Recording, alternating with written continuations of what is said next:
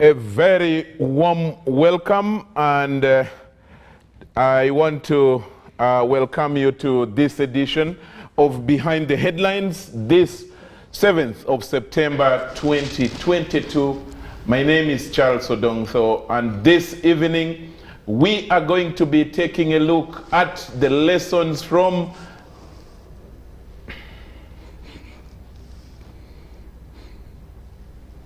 what has happened.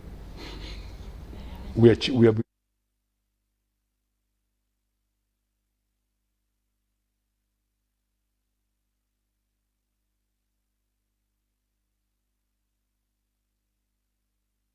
today discussing lessons, if they are there, from the Kenyan elections. And the Kenyan election, or the process, ended this Monday, so to speak, with the Supreme Court giving its verdict, which is final in law. And now the Republic of Kenya has a new president-elect. It has a new president in waiting, the son of, the Rift Valley, the Honorable William Samoei Ruto, has been confirmed and approved as the duly elected President of the Republic of Uganda. And now what he awaits is the swearing in on the 13th of this month, about next week, in order to assume office. And therefore, Raila Odinga goes home. Now, some people have said there are great lessons to learn from Kenya. Kenya, some people say, when it sneezes, countries like Uganda or the region catches a cold. It's talking about the effect that any problem in Kenya can have on the region.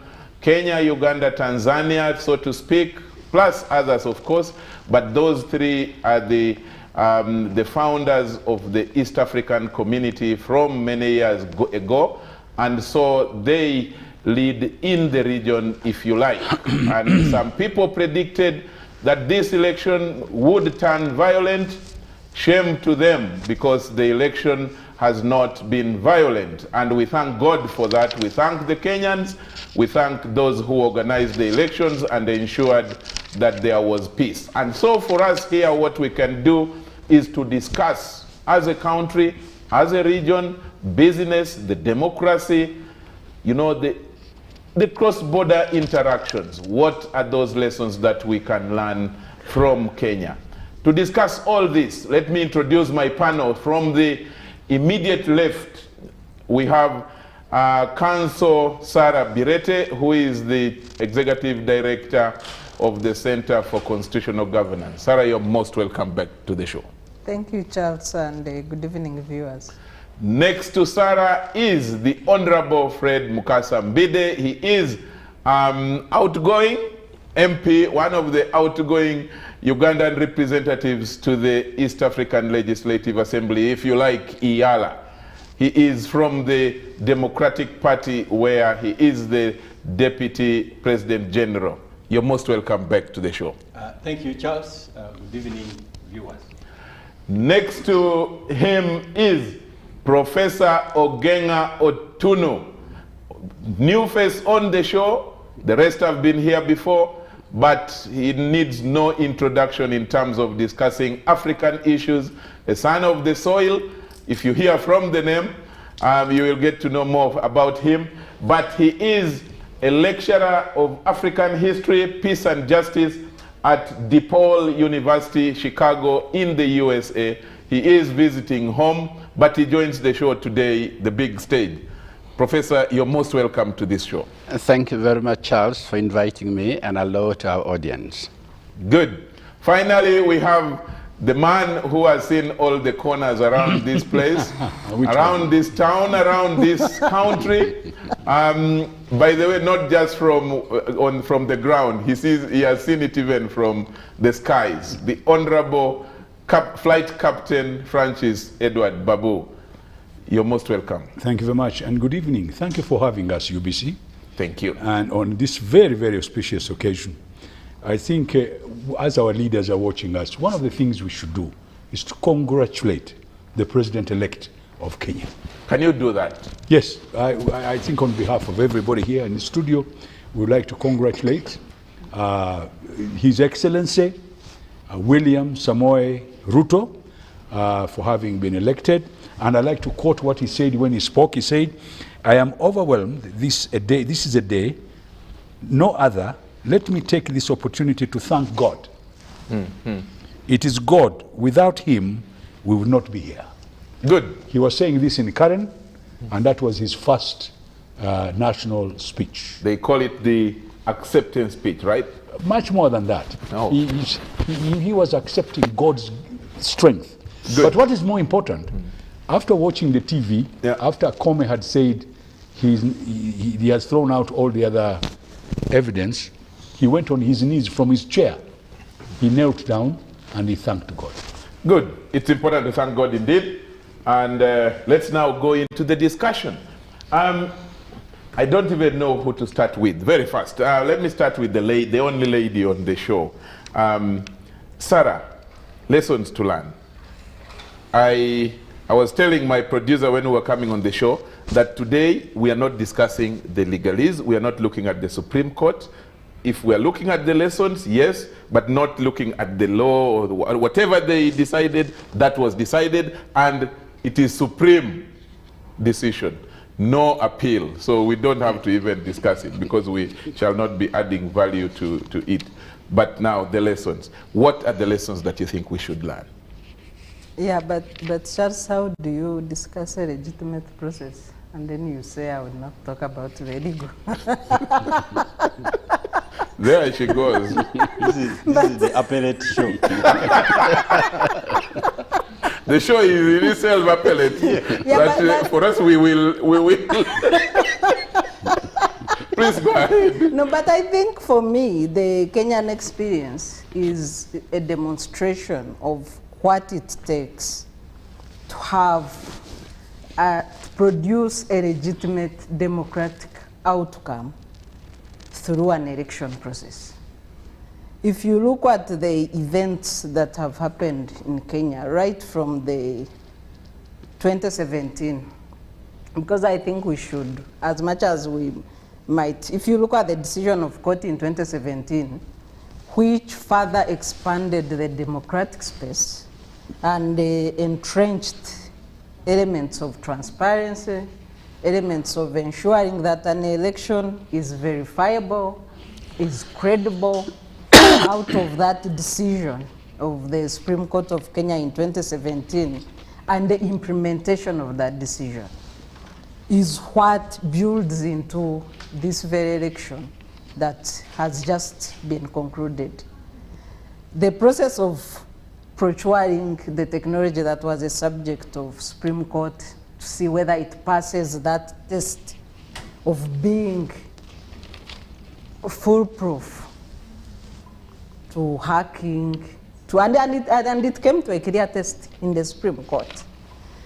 The manner of transmission and verifying results, the manner that I witnessed when I went to observe elections in Kenya, the manner of voting, the level of organization, the transparency at the polling station, the decision to make sure there are a minimum of 12 to 15 polling stations in one center. And that's why many people were asking, why should schools close because of an election? It's because Kenya took a decision to use central process for easy access to the voters, for easy monitoring, for weatherproof reasons in case it rains, because voting was indoor, for installation of solar equipment, for use on satellite phones in case internet goes off. So all that needed the level of organization that they went through. When we went to observe elections, for us coming from the Ugandan background of where, for example, in the 2021 elections, we were arrested while observing elections. So when we went to Kenya, most of the areas where we wanted to see how civil society is treated, we were hosted by local civil society observers in Kenya. So you couldn't tell whether we are coming from Uganda or Kenya without hearing from us. we were hosted by the Election Observer Network, ELOG Kenya, which did the parallel voter tabulation that produced the same exact result with the IEBC, because it's a scientific method of checking the consistency of results during elections. So when we were wearing jackets for ELOG, so the voters could not tell whether we are Kenyan, we are not Kenyans. The way we were treated, received, given respect as observers, because we were looked at as local observers, until when we would explain that we actually from the East Africa, because most of the observers were from the Eastern Horn of Africa. So when you look at that context, the organization of civil society, so we have several lessons to learn for everybody. I'm glad that the Electoral Commission was represented at the level of commissioner level. They have the high delegation in Kenya. If you look at the role of security officers in an election, the only complaint that the police force of Kenya had was that they were not given time to vote. But even at a polling station, you would need to ask, where is a police officer? Because you would just see citizens managing their process. In our case, if you looked at the environment at the Supreme Court, comparing with ours, I think in our case it would be surrounded by members. You see how the military surrounds courts in Uganda. So you look at the independence of the Electoral Commission, their controversies notwithstanding. They were doing their work on their own as an independent constitutional body mandated to organize elections. They disagreed on their own, but no government entity interfered with their work. Look at the independence of the judiciary, the calmness of the court, the friendly environment in court. Our courts are half militarized.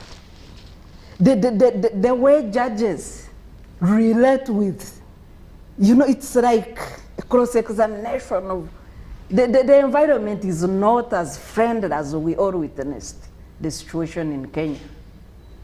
If you go to the transition process, I think it's another lesson for us to learn. We do not have a law governing transition in Uganda.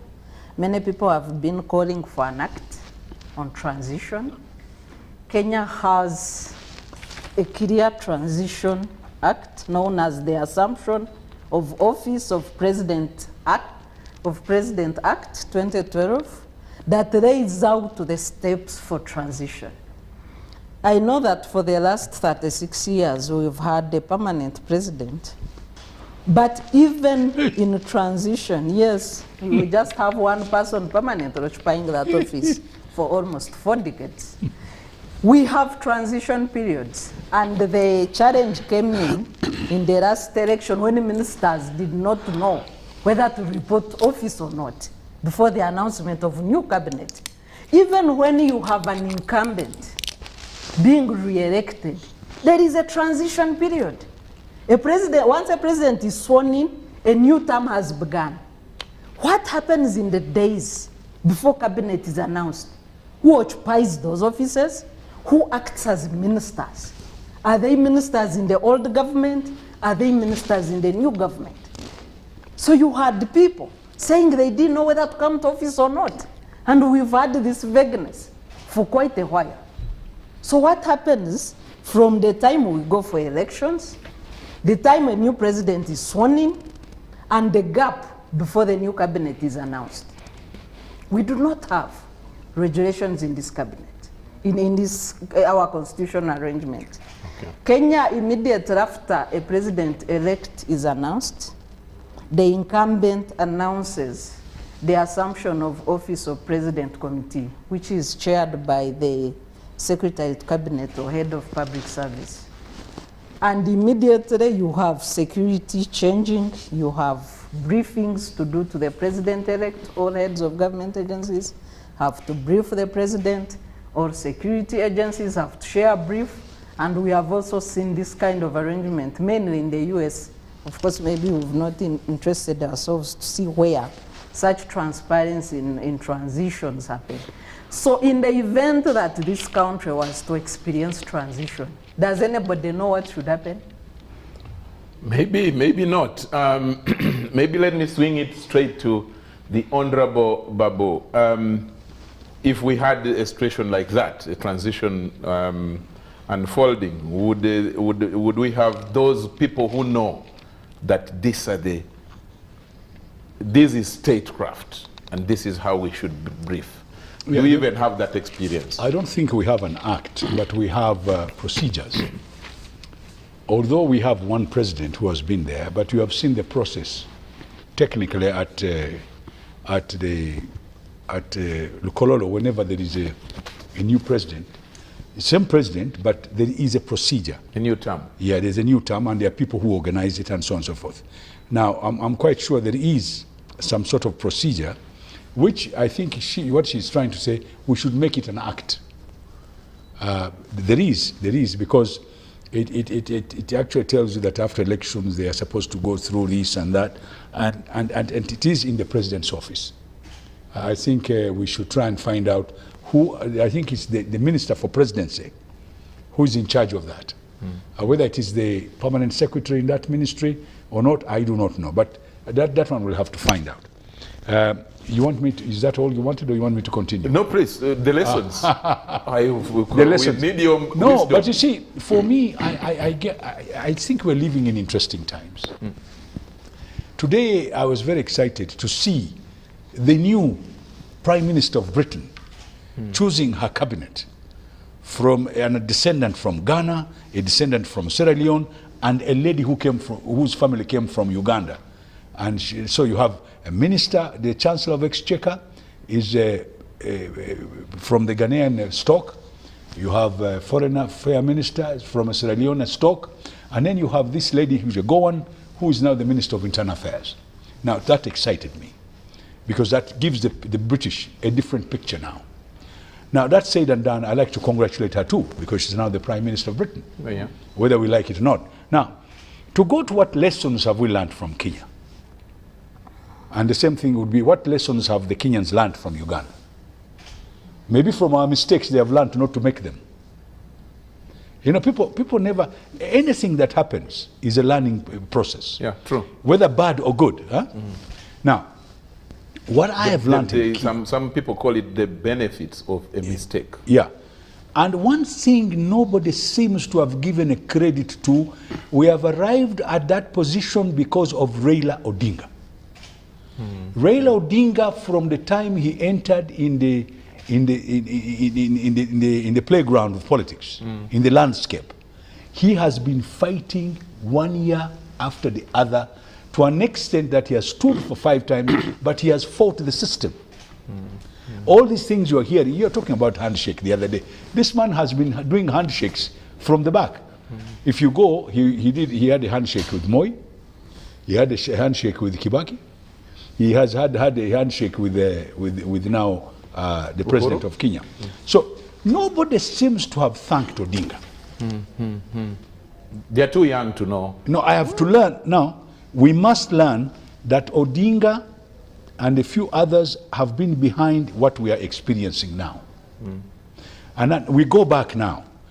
What has happened in Kenya has not come out of the blue. It has come out of a lot of infighting and process. People have lost their lives. And don't forget, Kenya became independent because of Mau Mau. You know, they seem to have forgotten that Kenya has got a history. And I'm happy we have somebody who knows about history. The first 2 parties of Kenya was KANU and KADU. KADU was started by a man called Ngala and a man called Moi. KANU was started by Njoromogi Odinga, Tom Mboya, and is it Kariuki, one of those ministers who became a minister after the thing. Now, those were the 2 first parties. The KADU wanted federalism. They called it Majimbo. Remember, Kenya was not, the 10 miles on the coastline belonged to Zanzibar, was not part of Kenya. It became part of Kenya at independence. So the Kenyan, the coastal politics became, the man behind it was Ngala. The Kalenjin, their man was Moi, who had been a teacher. And here we have Tom Mboya, who had been a unionist, and we had Odinga, who had been a very strong political pusher. Although he was not in is it Loitoktok where they took the Mau Mau? He was here, but he was pushing. It was him who walked away and allowed Kenyatta to become the leader of KANU. And he eventually became the first prime minister and eventually the president of Kenya. Why am I bringing this history? To show you that the same dynamics did occur in Kenya, which are occurring now. Moi and Ngala eventually joined Kenyatta. Moi became the vice president, Ngala became a minister of works and communication. He died on the Mombasa Road, by the way. There are a few people have got all sorts of conspiracy theories, but a few leaders in Kenya have also lost their lives during the fight to get this democracy you people are singing about now. There were people like Tom Mboya. There were people like Agwin Skodhek. There were people like Ngala. There are people like Kariuki.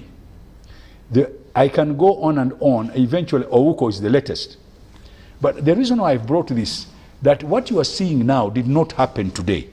It has been a process in which people have been pushing to get this particular thing happening.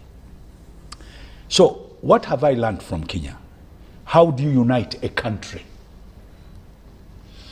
That handshake, you people keep on talking handshake, handshake. That handshake, and whoever is the architect of that is a very clever person. He wanted to unite Kenya. And I want to take this opportunity. My suspicion is that Mama Ngina is not very far away from the handshake. And there's a reason. After getting independence and this gentleman becoming the head of state, they feel that Njoromogi Odinga was not treated well. And I feel this handshake also has added on that they should bring on board his son. So all that said and done, it was good, there was a handshake, it was uniting the whole country. Are you with me? Yeah. Because when Kenyatta and Moi were getting together, Kenyatta said, I'm from the east, you are from the west. And he brought them together, the Kalenjin and the Kikuyu. What now happened was to add on as far as Kisumu to come on board. So to me, the handshake was extremely important for Kenya. And I hope and I pray that the present president will be able to get something which is like that to unite Kenya. Kenya needs to be united. And that is in the hands of His Excellency William Ruto. But that said and done, what have I learned from there? In Uganda, by the way, a lot of you seems to have forgotten. One of the best elections we ever had here was elections run by a man called Akabwai. 1996. No, even in the CA. The CA, okay. And in 1995, 96, yes. CA Now, those was for lining up. Stephen Akabwai. No, the other one was not for lining up. The other one was actually, imagine if Akabwai had the kits that the Kenyans had now. How would it look like? So that gives us the idea that actually Ugandans, with the right people, can do exactly the same. So I'm learning to say, what is the problem? My conclusion to this is that we've got wrong people get involved in our elections. And you're putting square pegs into round holes. And this comes about because people have got selfish motives. if we don't get away from the selfish motives and get the right mindset, we cannot have that kind of election that has been in Kenya. Now, all this argument I've had about military, about the head of state appointing the Independent Electoral Commission, it doesn't matter how you elect that commission. If the people inside there are not good, and the people who are giving it money are not good, they will control it. So you need the people to agree that this is an independent body, first and foremost, and that the person you are putting there is going to feel that he's an independent man and he can do the job he's supposed to do. Now, this we need to sit down as Ugandans and make sure we give confidence to the people we give these positions. Then we need to think about multi-parties and competition. Whenever there is competition, certain traits come out. And let me tell you, they should not tell you lies. The reason why you're having this problem, people who go for elections here are frightened of elections. Then the traits come out. First trait, intimidation. Second trait, smearing at each other. Next trait, another trait, lying. Another trait, propaganda, if you like. The other one, money. So these are traits that come because of competition and because of fearing election and therefore being selfish. Basically, those are the reasons. Okay. Now, if you can get rid of those, the experience of Kenya, Uganda can produce the same thing if you remove those unfortunate traits I've talked about. Okay. And to do that, we need a national dialogue. Oh. I wanted to bring in Professor first, but when you mentioned national dialogue, I thought, let me first spare Professor. He will wrap it up perhaps with more history for us to understand. I need to bring in the men from the DP, the guys who are now, are they bathing it or are they holding I think they are supposed to now be the vision leaders for the national dialogue. The architects. Led by none other than his Mbide's president, the chairman Norbert Mao. Honorable Mbide, is this a possibility? From the lessons that we are now picking from the two colleagues here, your two colleagues here, and Honorable Babu ending with the need or the thought of the need for a national dialogue. Is this a possibility? Are these processes? And he without forgetting what he says, the combination that we need, good men in office and men, I'm talking, sorry Sarah, I'm talking about the biblical man. Persons, please. Okay. I thought the biblical man, when they say God made and Justice Ndungu made it very clear. He said? She said persons, not men. Okay. The right persons in office with the right attitude, given the right confidence that can do the job, minus selfishness. What lessons do you pick, Honorable Mbide? Yeah, first of all, thank you.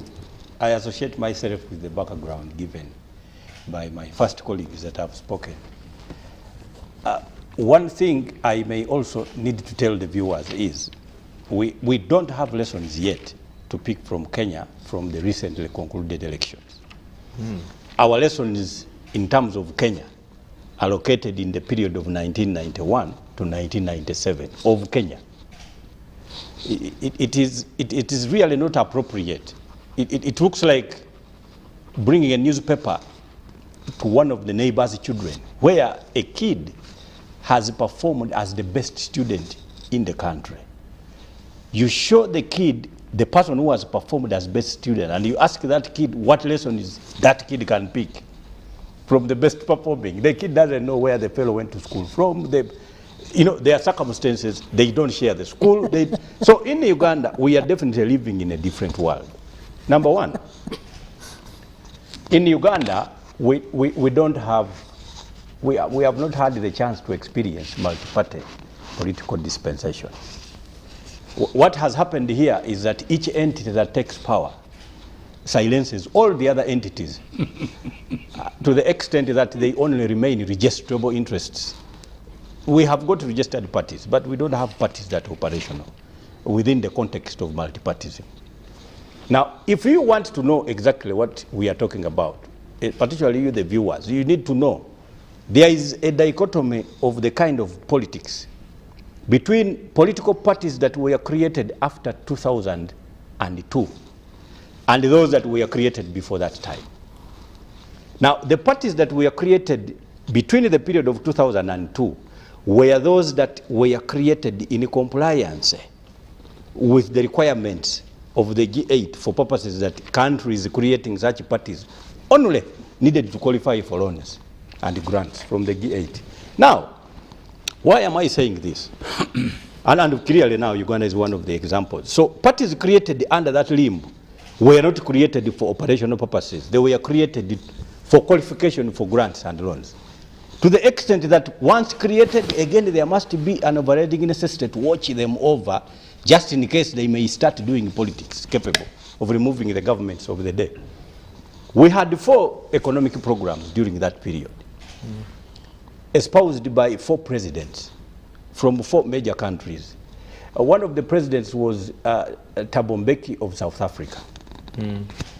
He espoused an economic plan. The other one was espoused by Abdoulaye Wade of Senegal. The other one was espoused by Bouteflika of Algeria. And the other one was espoused by Obasanjo of Nigeria. Now, when they met at Kananaski, the G8 told them, no, we must consolidate these programs. The way courts consolidate cases and petitions. Let us consolidate them and give them a nomenclature of an Africa Action Plan. Now, in those meetings, of course, many of the African presidents that are being praised here were part of the gallery. They were not really active participants. They were called an Africa Action Plan, part of what they had in a manner that was flowery to qualify for grants and loans. They had made inclusions that amongst the things they are going to do in order to entice the Europeans, we are even going to free political parties and prepare political space for all opposition entities and opinions. Now, the Europeans said, okay, this Africa Action Plan has passed. These have become qualifications.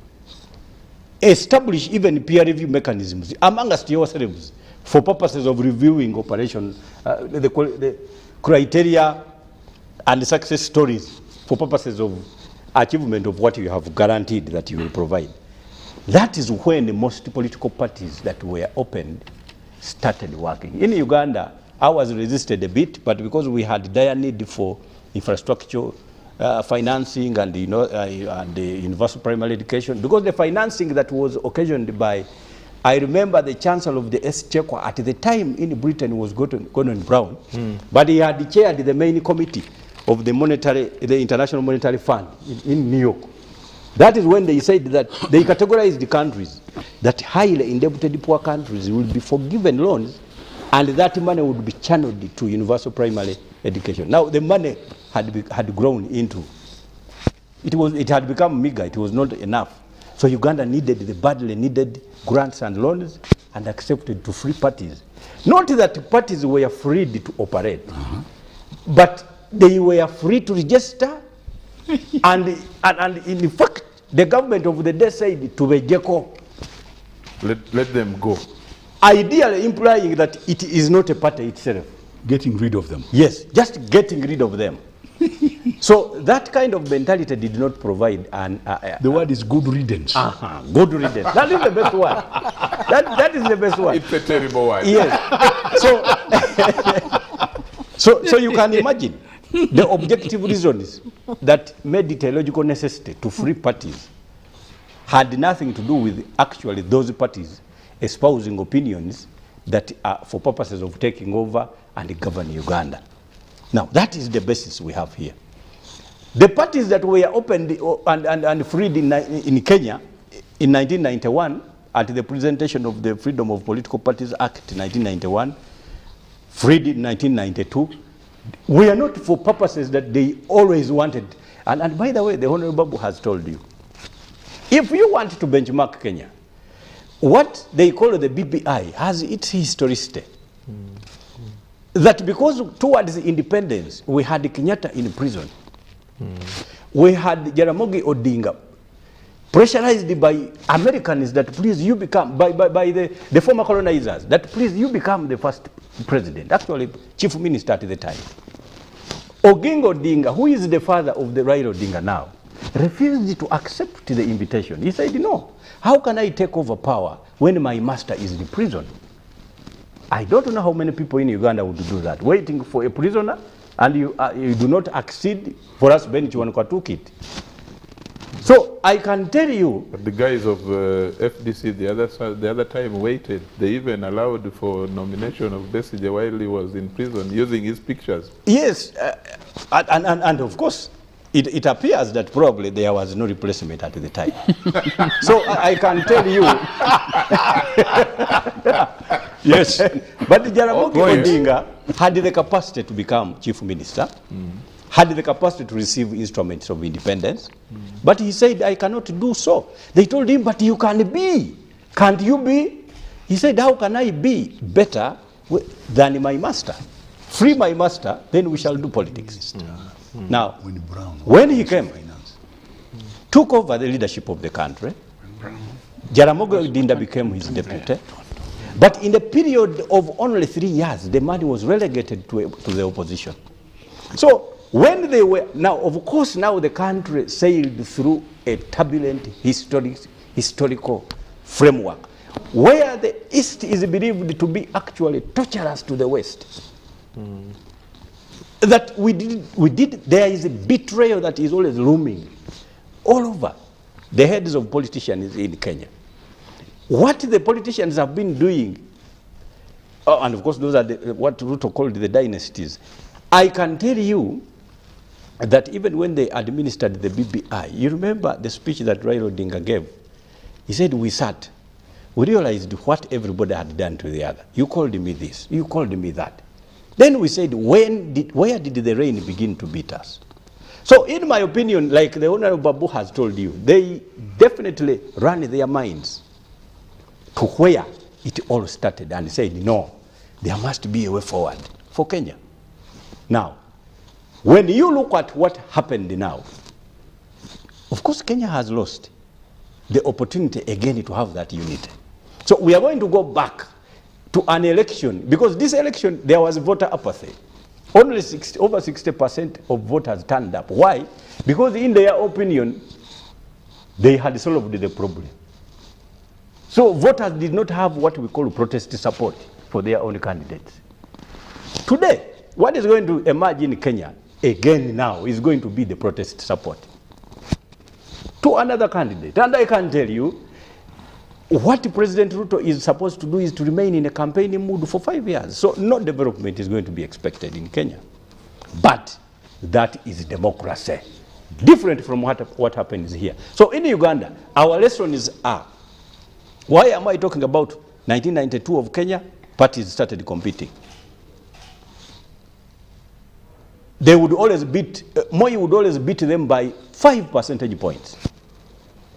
At that stage now, I am running, because much of the history has been given. I am looking at when Raila Odinga now formed the Liberal Democratic Party. Kibaki, who also had been, of course, part of KANU, now had formed the Democratic Party. And when you would now merge the kind of, for example, because their parties actually represent support. The Nigerians say that when cobwebs unite, they can even tie up a lion. In Uganda, our political parties are cobs without webs. They can't even tie up a rabbit. Why? Because their parties are blessed with robust ethnic support. To the extent that when you sit with a leader, like Raila Odinga, for example, you know that all the Luo are actually behind a decision he's going to take. In Uganda, we don't have that kind of decision. Why? Because for over 36 years, the president has told people that actually ethnic divisions are called tribalism, and it is very bad, And now we have emerged with a principle where we have got only 2 tribes. And the tribes, where the division is in terms of those that have got money belonging to that tribe, and those that don't have are a different tribe. So that is what we have. Now in an election, we no longer have issues based on whether one will have to be able to do this and that. Our elections are generally anchored on what we call celebrity panjanduram. Somebody gets arrested. There is a lot of resentment in the public. There is a lot of spooky and spine tingling. People are angry.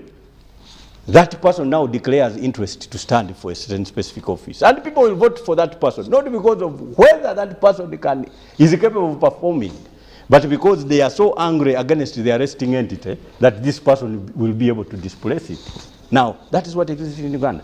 So, in terms of Kenya, because there were very marginal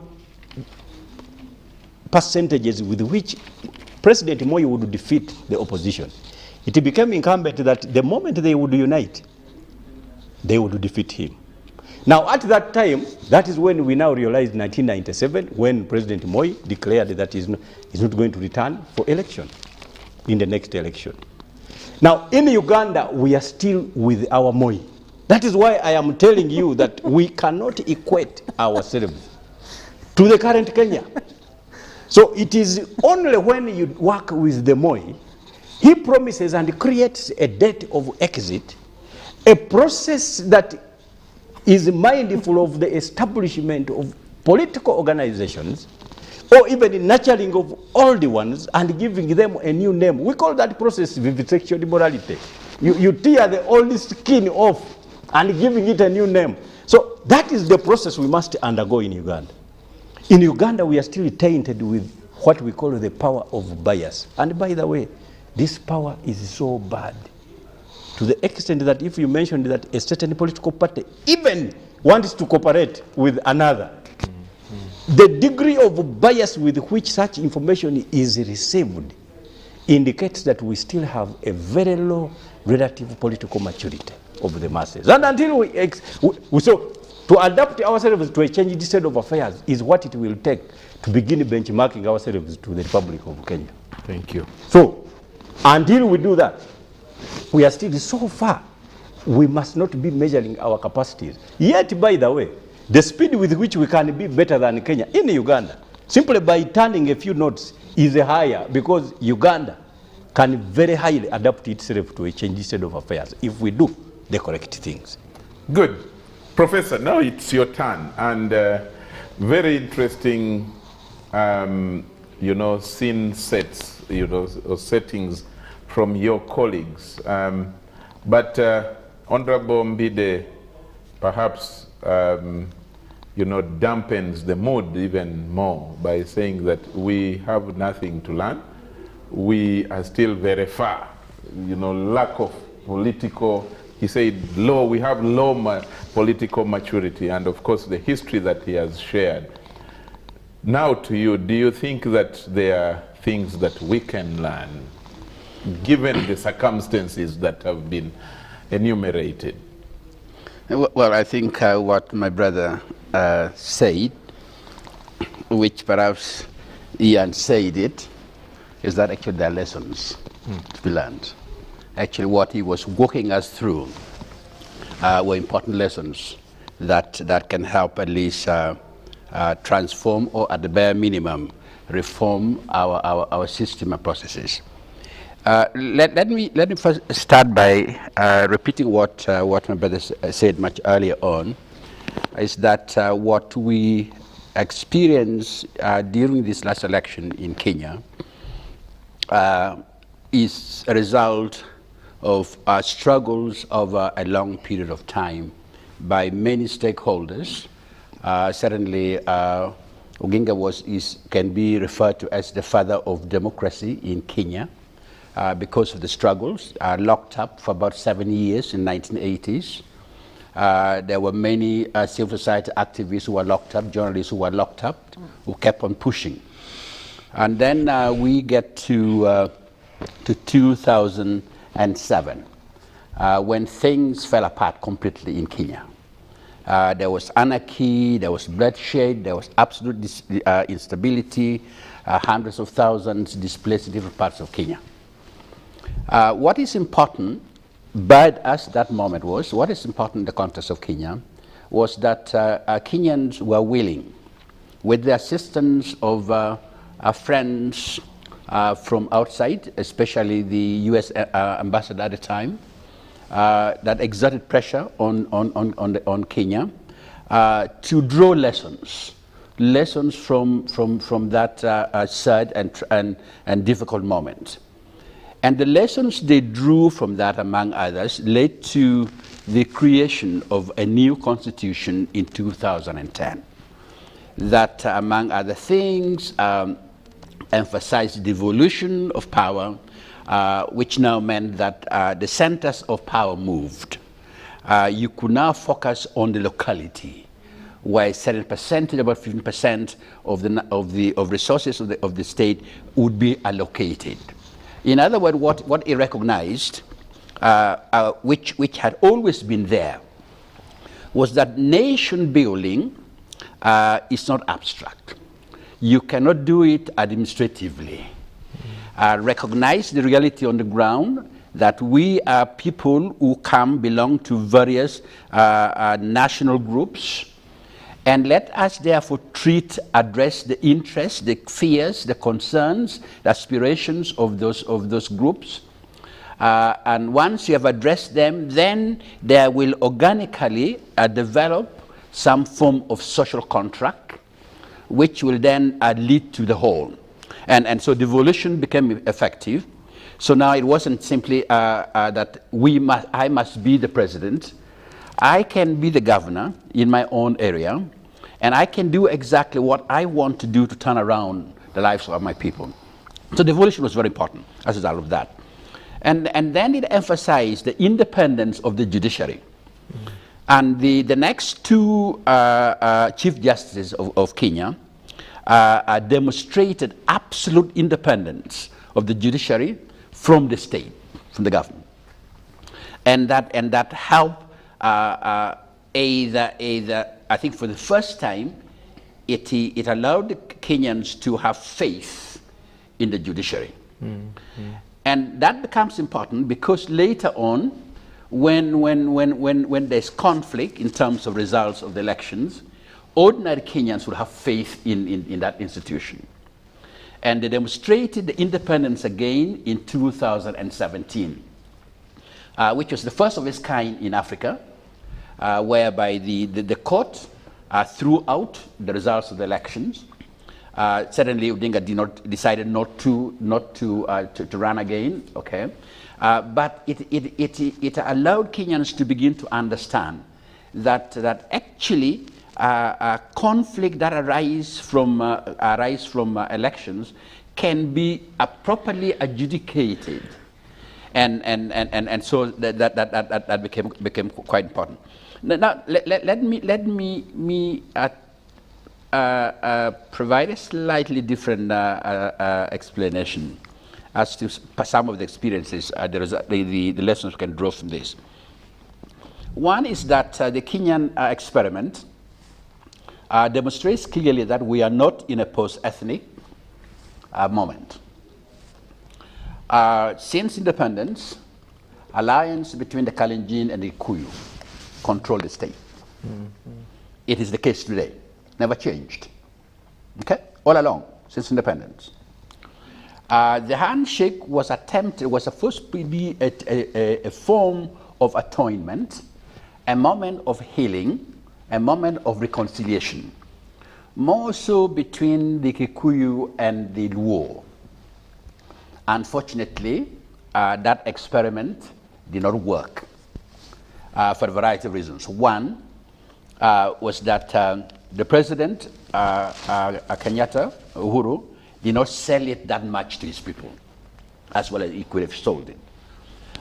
Two is that for a long time, maybe then since the death of Kenyatta, much earlier on during the Mau Mau, the Kikuyu have always had decentralized leadership.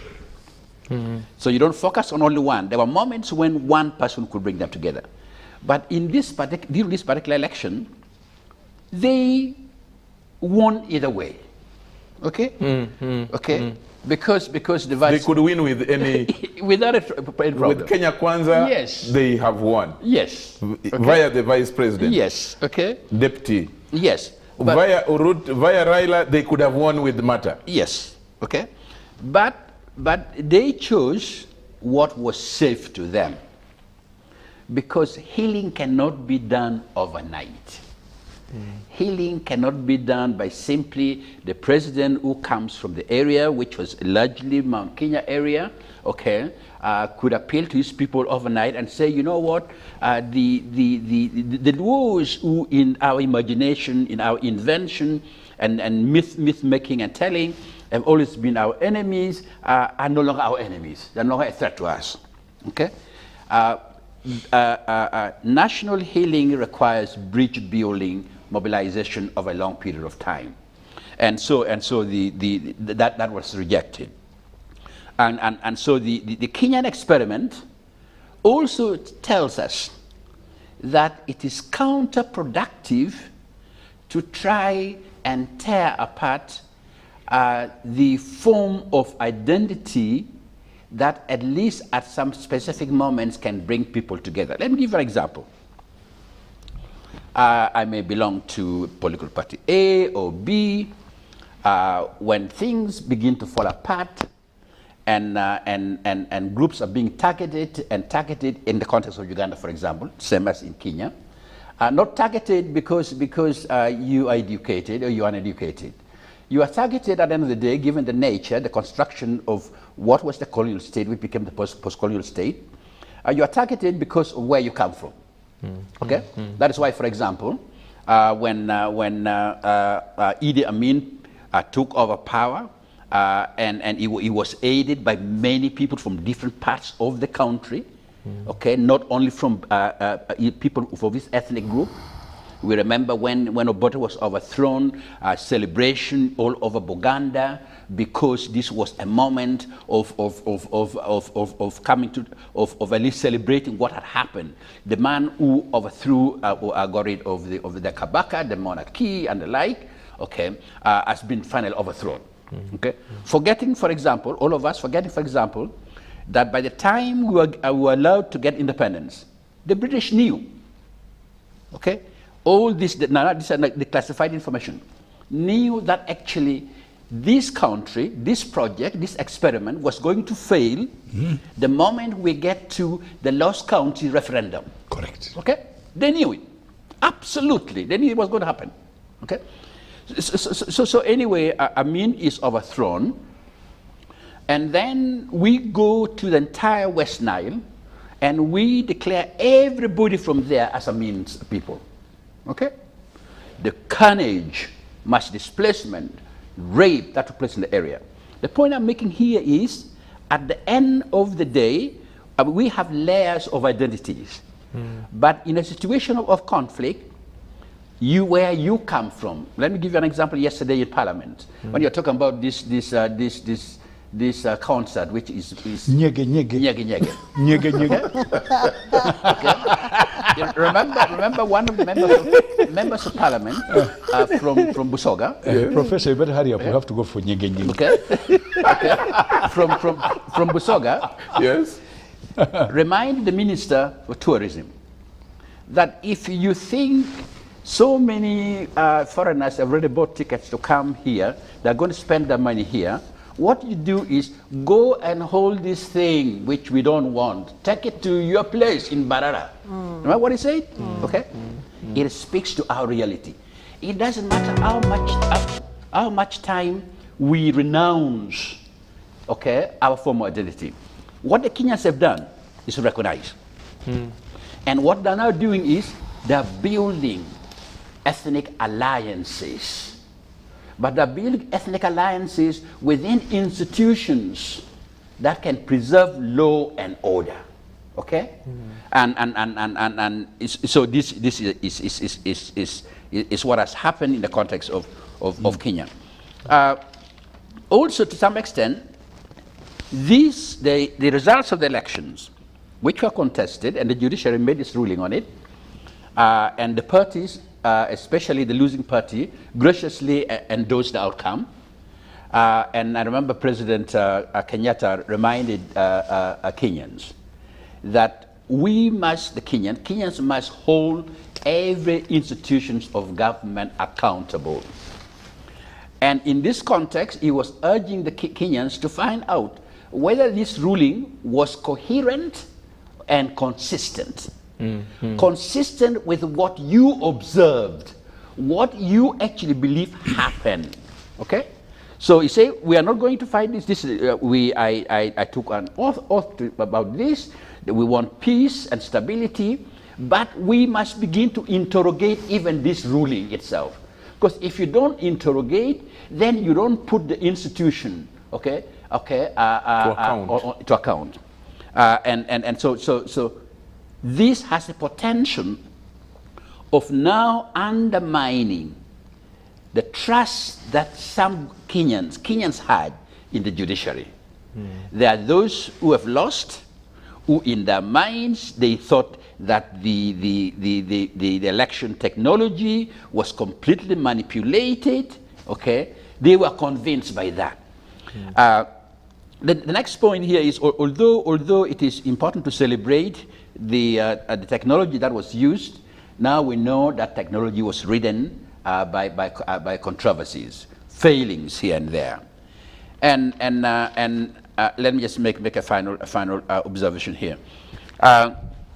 My brother, my sister also mentioned our elections are held at times where there is intimidation, there is harassment, there is rigging, and the like.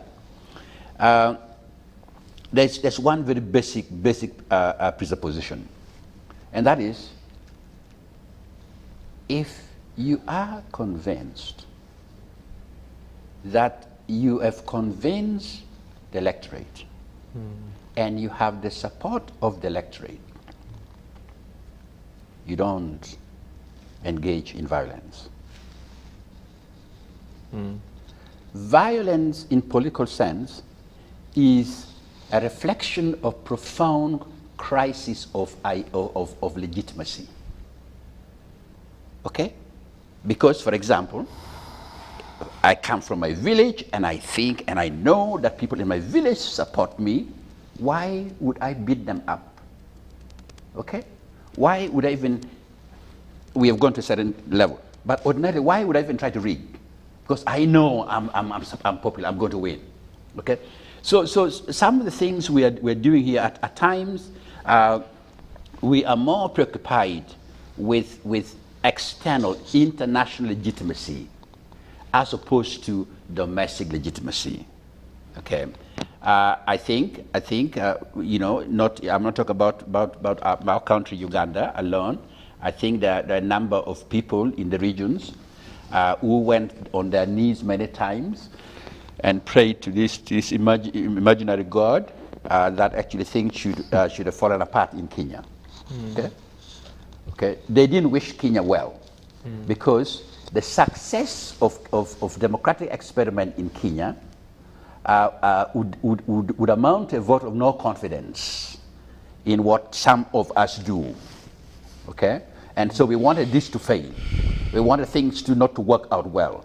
Now that it has worked out well, okay, I think what we have to do is to graciously embrace it and understand that actually what Kenyans did, they did not do it based on instruction that came from Washington or London. Kenyans on their own, over a period of time, worked for this. They understood the need of peaceful coexistence, the affirmation of institutions that they can work, and we want them to work. Okay, those things can be done in Uganda. I'm not saying what we are doing in our country completely useless or should be thrown away altogether.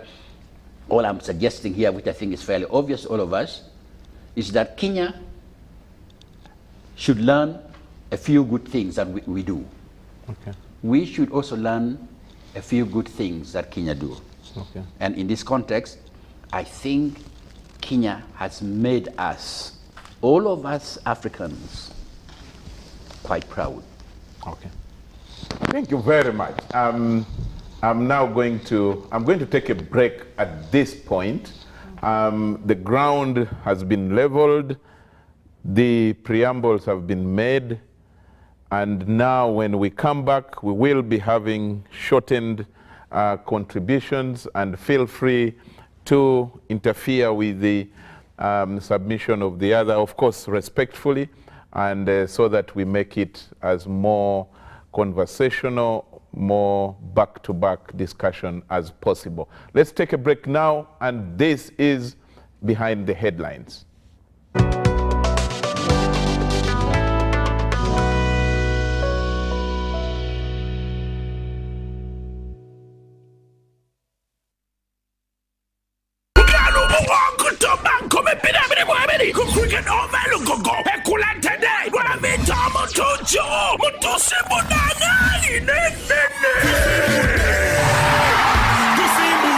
October Bidel Musaba Gardens Mukono, October Mukaga Millennium Gardens Sazibuaya, October Munanaji Montelembara, Community October, 40 Poto Muchisawe, Abidim Bi October, Bale Sports Center, Mutual Como, Yebem Tuale Santo, a Meza million more, Wabla Tual Kumia, Abana tickets of Cosa M10 Momo, Banjago Sasuran Comitano, Binamina Romo Center, Hiva Motors, Galaxy FM, Radio 4, Kawila War, TN.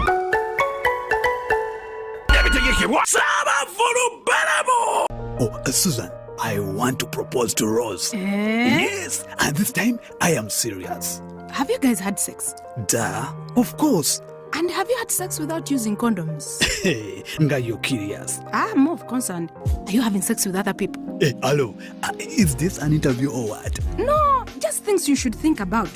Do you know Rose's HIV status? Okay, this is serious. Should I be worried? It is actually serious. Do you know your HIV status? I think I am safe.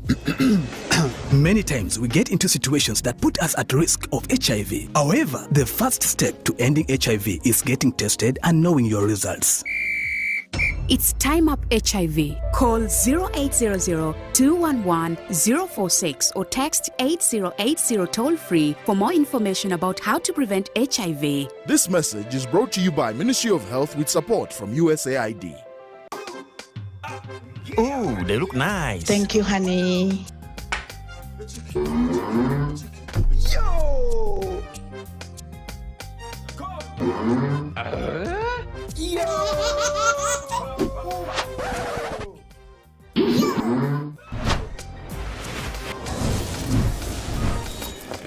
You guys gather, it's going down.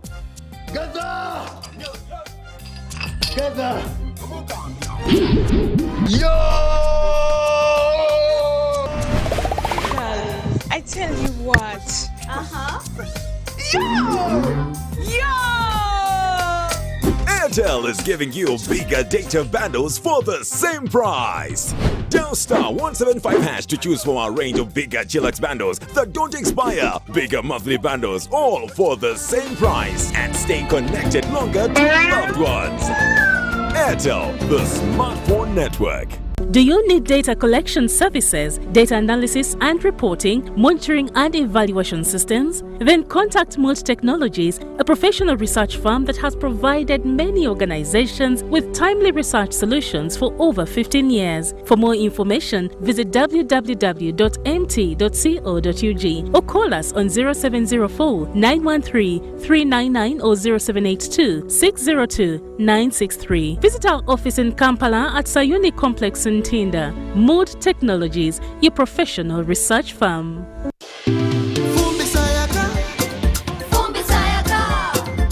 Cooking with electricity is now affordable. Cook your beans. Avoid smoke.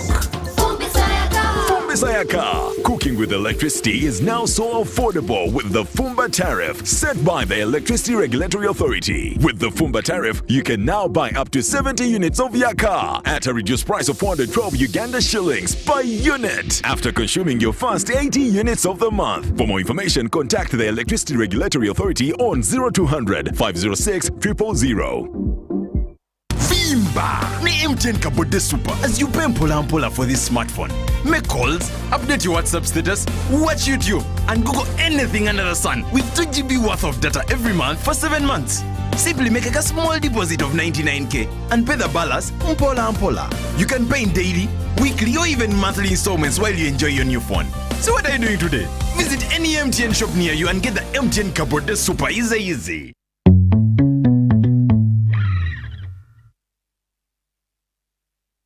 Forget last season. Forget the oohs and the ahs.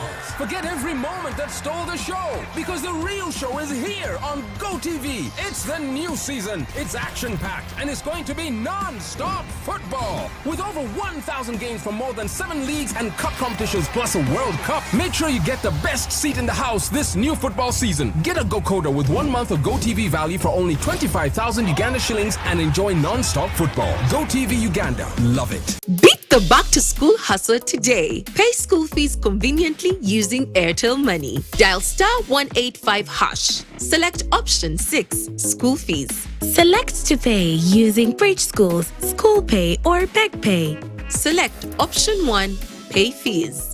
Enter student number. Enter the amount. Enter the PIN number to complete payment. Airtel Money. Instant, secure, borderless.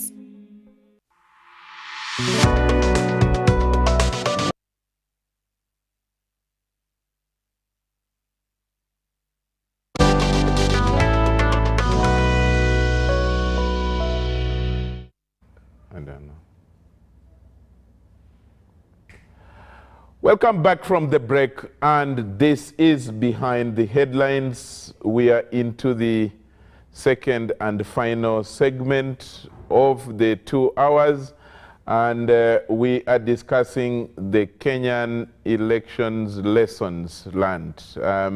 Many that have been enumerated by the panel here, and we have the Honorable Francis Babu, we have Professor Otunu Ogenga, we have the Honorable Fred Mukasambide, and we have Council Sarah Birete, and we are now into the second segment. We are going to start with the second segment with some of the comments that have been shared from the viewers. My producer says we have some of them, and then we move along with them as well. Aboki Fred says, agreed, Uganda police, the EC, judiciary have lessons to learn from the Kenyan elections. Does the opposition in Uganda have lessons to learn too? And what are these lessons, if any? That's a nice one from Fred. Amina Hassan from Arua says, William Ruto deserved the win because God chose him, and that is why he won the court case against all odds. But Raila had a lot of evidence, but Ruto won because he was chosen by God. Okay. I'm trying to see whether there is some cynicism in that. Male Francis, a student in Blessed Seed, Nakaseke, says, my question goes to Captain Babu. Can Mr. Odinga work with His Excellency William Ruto in the same government? Honorable Babu, that was sent direct to you. Then Oloka Joseph from Kasese says, in Uganda, we are still dreaming about transition. So I think in Kenya, for them, they don't like their president. That's why they keep on changing their president. Okay. We are still dreaming about, that's another one. That's another cynical one. That we don't like, the Kenyans don't like their leaders. Musungu James from Manafwa says, Uganda has to learn to accord the courts of law their independence. Supreme Court of Kenya used their art, not science, to pass a ruling that has ensured peace in the country. A lesson for Uganda. That's a good one, James. Any other? Golden Frank, the Swahili Youth Ambassador, says Kenya's election has lessoned us. I like that. I like people who create English. Kenya's election has lessoned us the true definition of democracy and integrity. Hope the whole credo land going to borrow that level of transparency and unity from Kenya. Mungu bariki Afrika yetu. Thank you, Golden Frank. Patrick from Barara says, I agree with Honorable Mbide. Here in Uganda, they cannot wait for one in prison. Even our country motto says, for God and my country, not our country. And he has made bold the my and our. That means every man for himself and God for us all. What an understanding of my in the bottle. Next, Semuju Faizo from Rubaga says, the IEBC and Ruto legal teams quashed anything like evidence brought by the petitioners, and it wasn't a surprise that the case was dismissed. But I liked the way senior counsel, Semuju, there is no S after the counsel. Even if there are 10, it is counsel. The way senior counsel on all sides allowed the young lawyers to shine. That I agree with you, Semuju.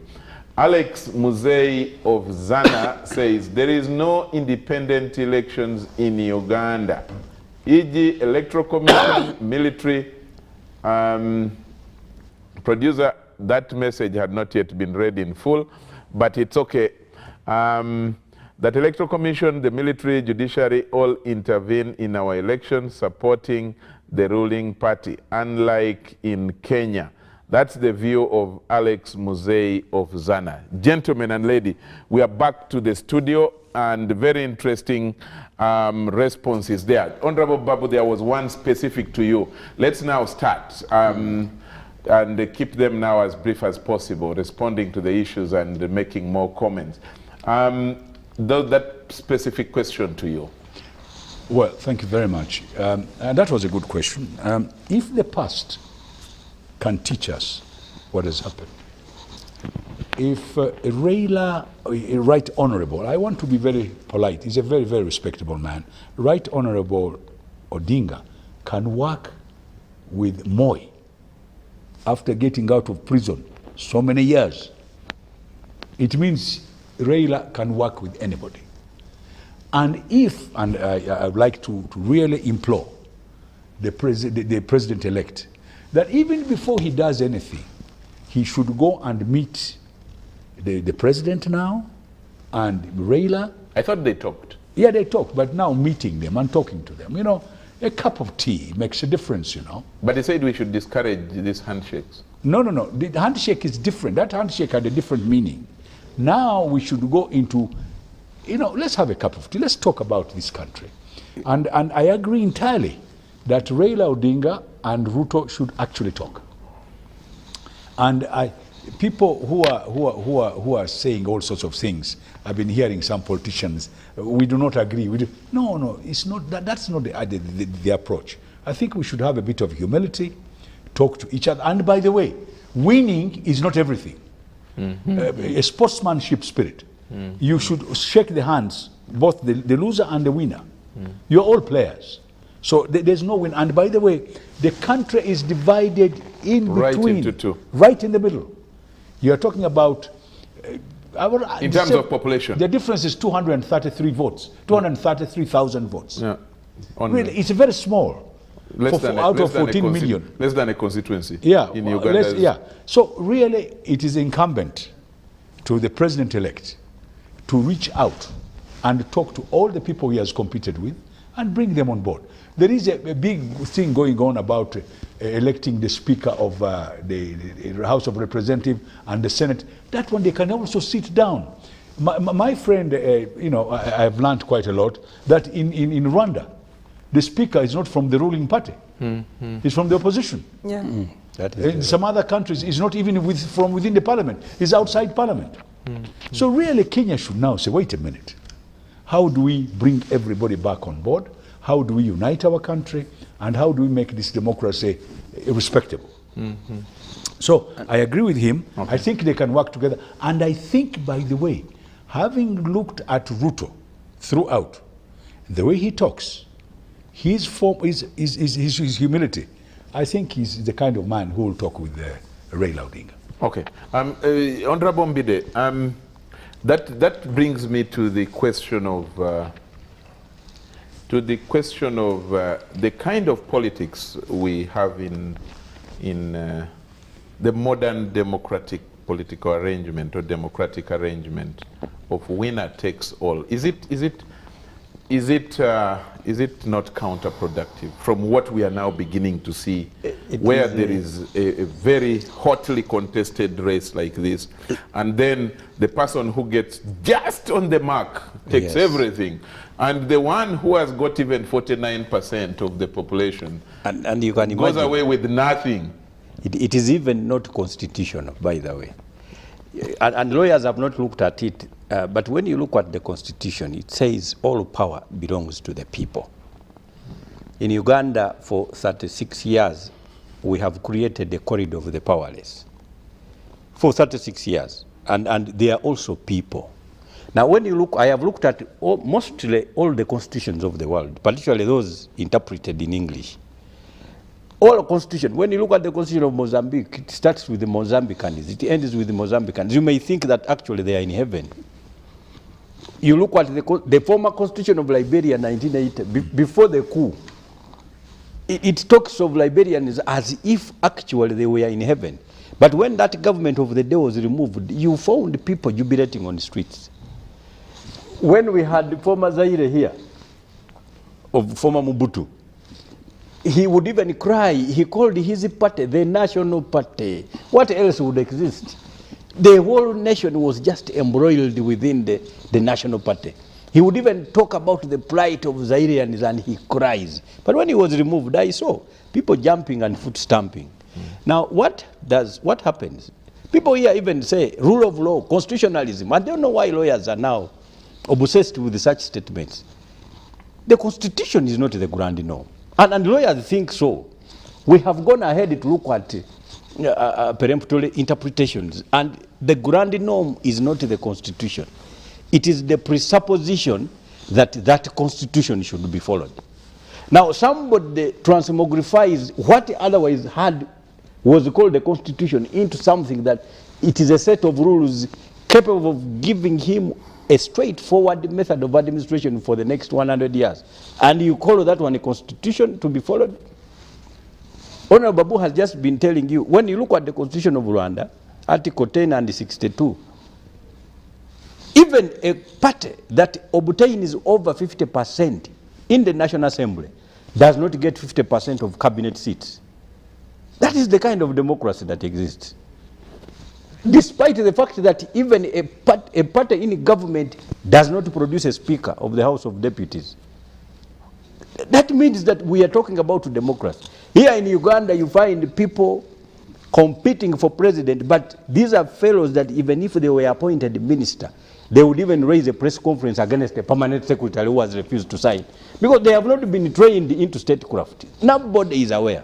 So, I can safely tell you that we just need now to begin from afresh.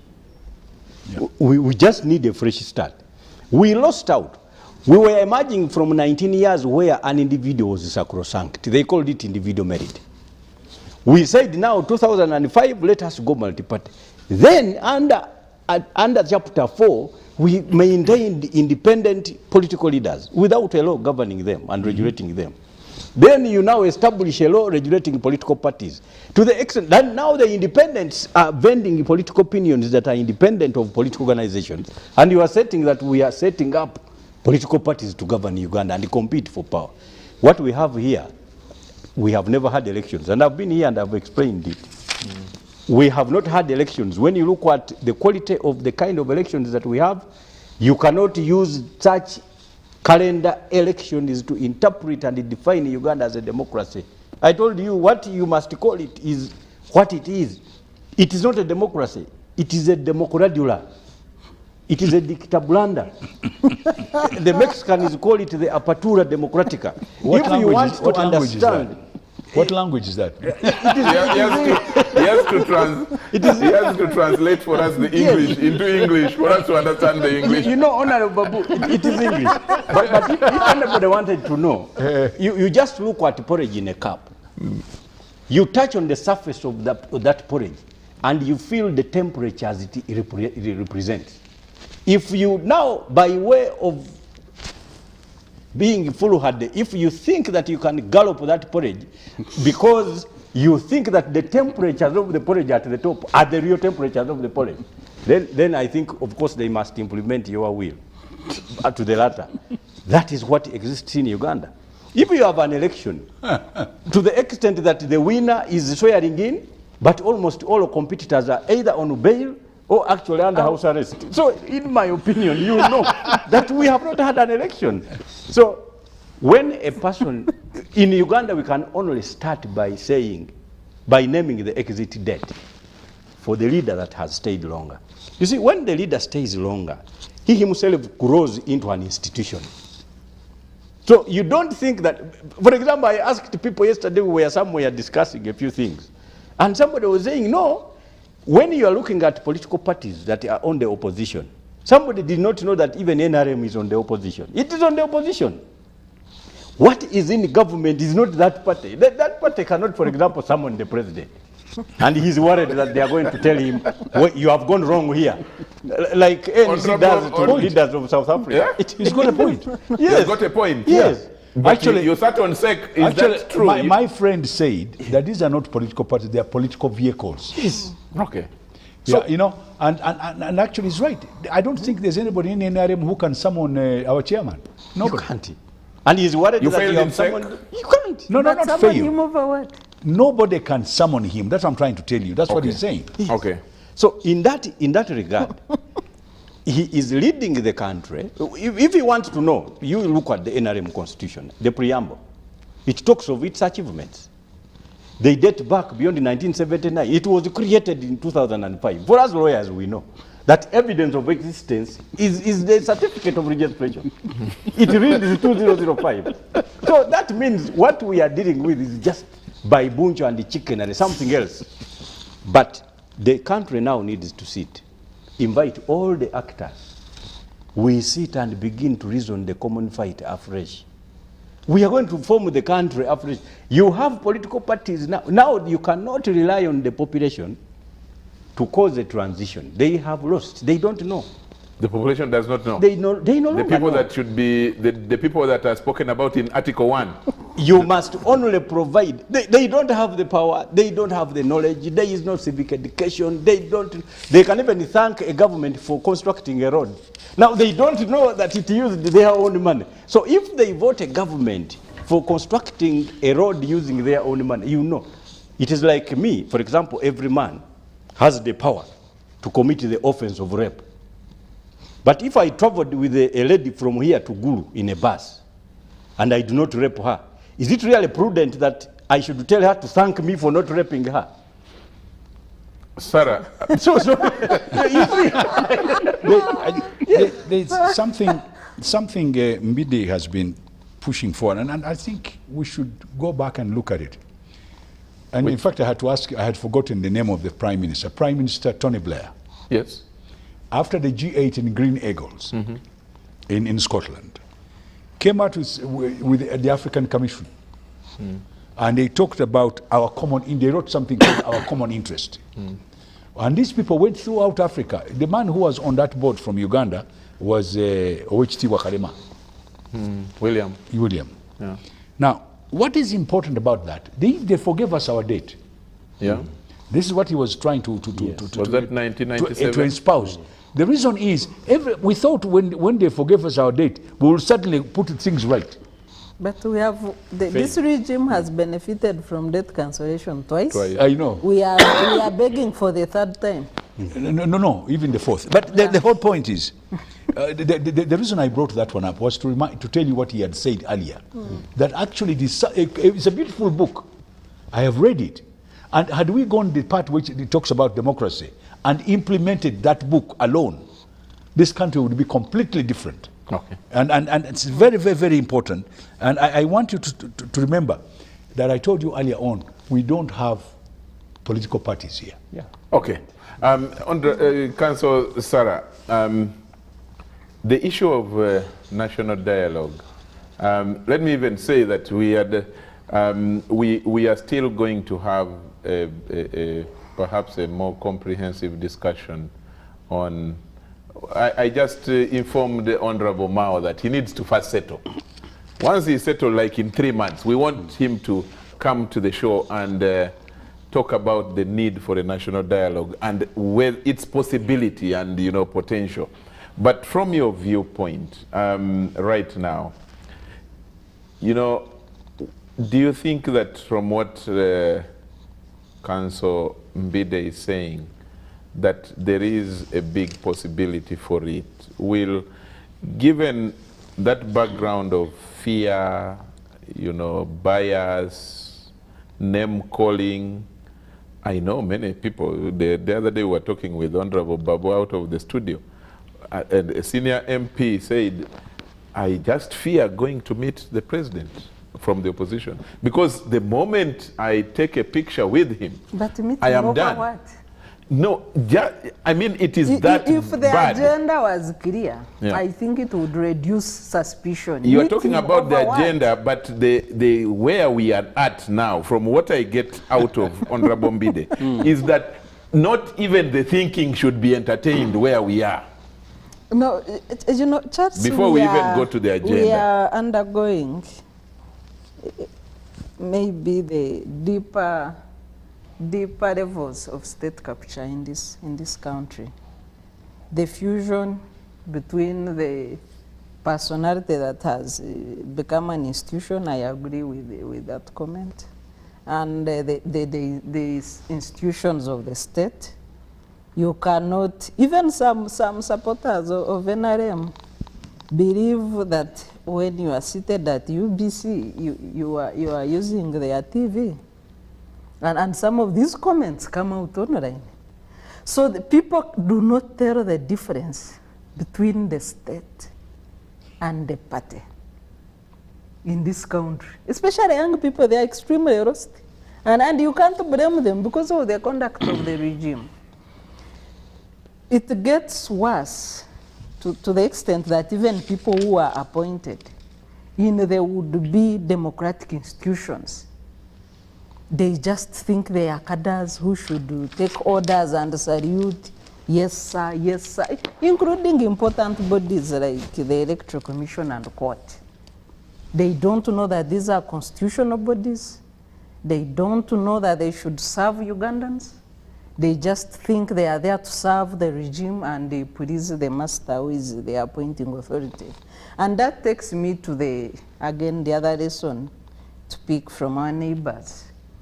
In Kenya, all people that work for constitutional commissions are publicly vetted. Jobs are advertised. People apply, not like the applications of Uganda Airlines, of course. People apply, they sit public interviews. There is nothing like a president appointing somebody who doesn't even qualify in the middle of the advert. So such things, you cannot do them in Kenya. Then people are publicly vetted, and we normally watch them on Kenyan television, including the Chief Justice, including the Chairman Electoral Commission, and they have constitutional safeguards, safety of tenure. Like to remove now Chebukati from office is a constitutional process. You don't just wake up and say that Chebukati must leave. And even the court discussed that element, which was put by one of the petitioners. Say this is a constitutional process. How do you ask court to remove a chairman of the commission? If you look at the security of tenure of the judges and the independence of courts, in the recent past, you can compare with the Bobi Wine petition. And unfortunately, we have a judge who is a senior judge in this country who is being victimized out of what transpired in that constitutional petition that was withdrawn. And maybe before we even say Chairman Mao should continue talking about the national dialogue, can he resolve pet issues in his ministry? I think that would be a good starting point for him to show that he's a minister of justice, and then we can go into bigger conversations. Why should we have a senior judge of the Supreme Court becoming a part of the careless rumors in this country? What does it mean to the trust of the people in the judiciary in terms of administration of justice? If you look at Kenya's constitutional journey, Kenya has had 3 constitutions. The 1963 Independence Constitution, 1969, and then the 2010. The 2010 Constitution has not been amended. It is still being implemented and tested. But in our case, how do we treat what Honorable Mbide referred to as the grand norm, the constitutionalism, the respect and practice for the Constitution? The President has, on a public event, ever called our Constitution a mere piece of paper. And if you look at the manner and disrespect of the Constitution, and the way we change even provisions of the Constitution that are not tested. So all these are lessons to learn from Kenya. How do we self-govern as a country? I know some people have even called for colonialists to come back. People have lost hope in the ability of Ugandans to self-govern effectively. Everybody that takes power wants to use power to their selfish end. To the extent that now you have some people who are permanently in power. Impunity of their networks that think there is nothing you can do to them because of abuse of privilege. You have the deteriorating governance situation, including the deteriorating record of human rights. People talked of arrests of opposition. Of course, I am one of the people who thinks that if we cannot conduct elections, let's ban them. Because the damage that comes out of these elections, you are arresting innocent people for exercising a right, their sovereign rights. Some people are still missing out of kidnaps. You arrest people working on elections. You stop observers. You command the military everywhere. No matter when you walk, the week of elections, countries like Kosovo, it's like a war zone. People walking with even magazines on their chest. Why do we go for these elections?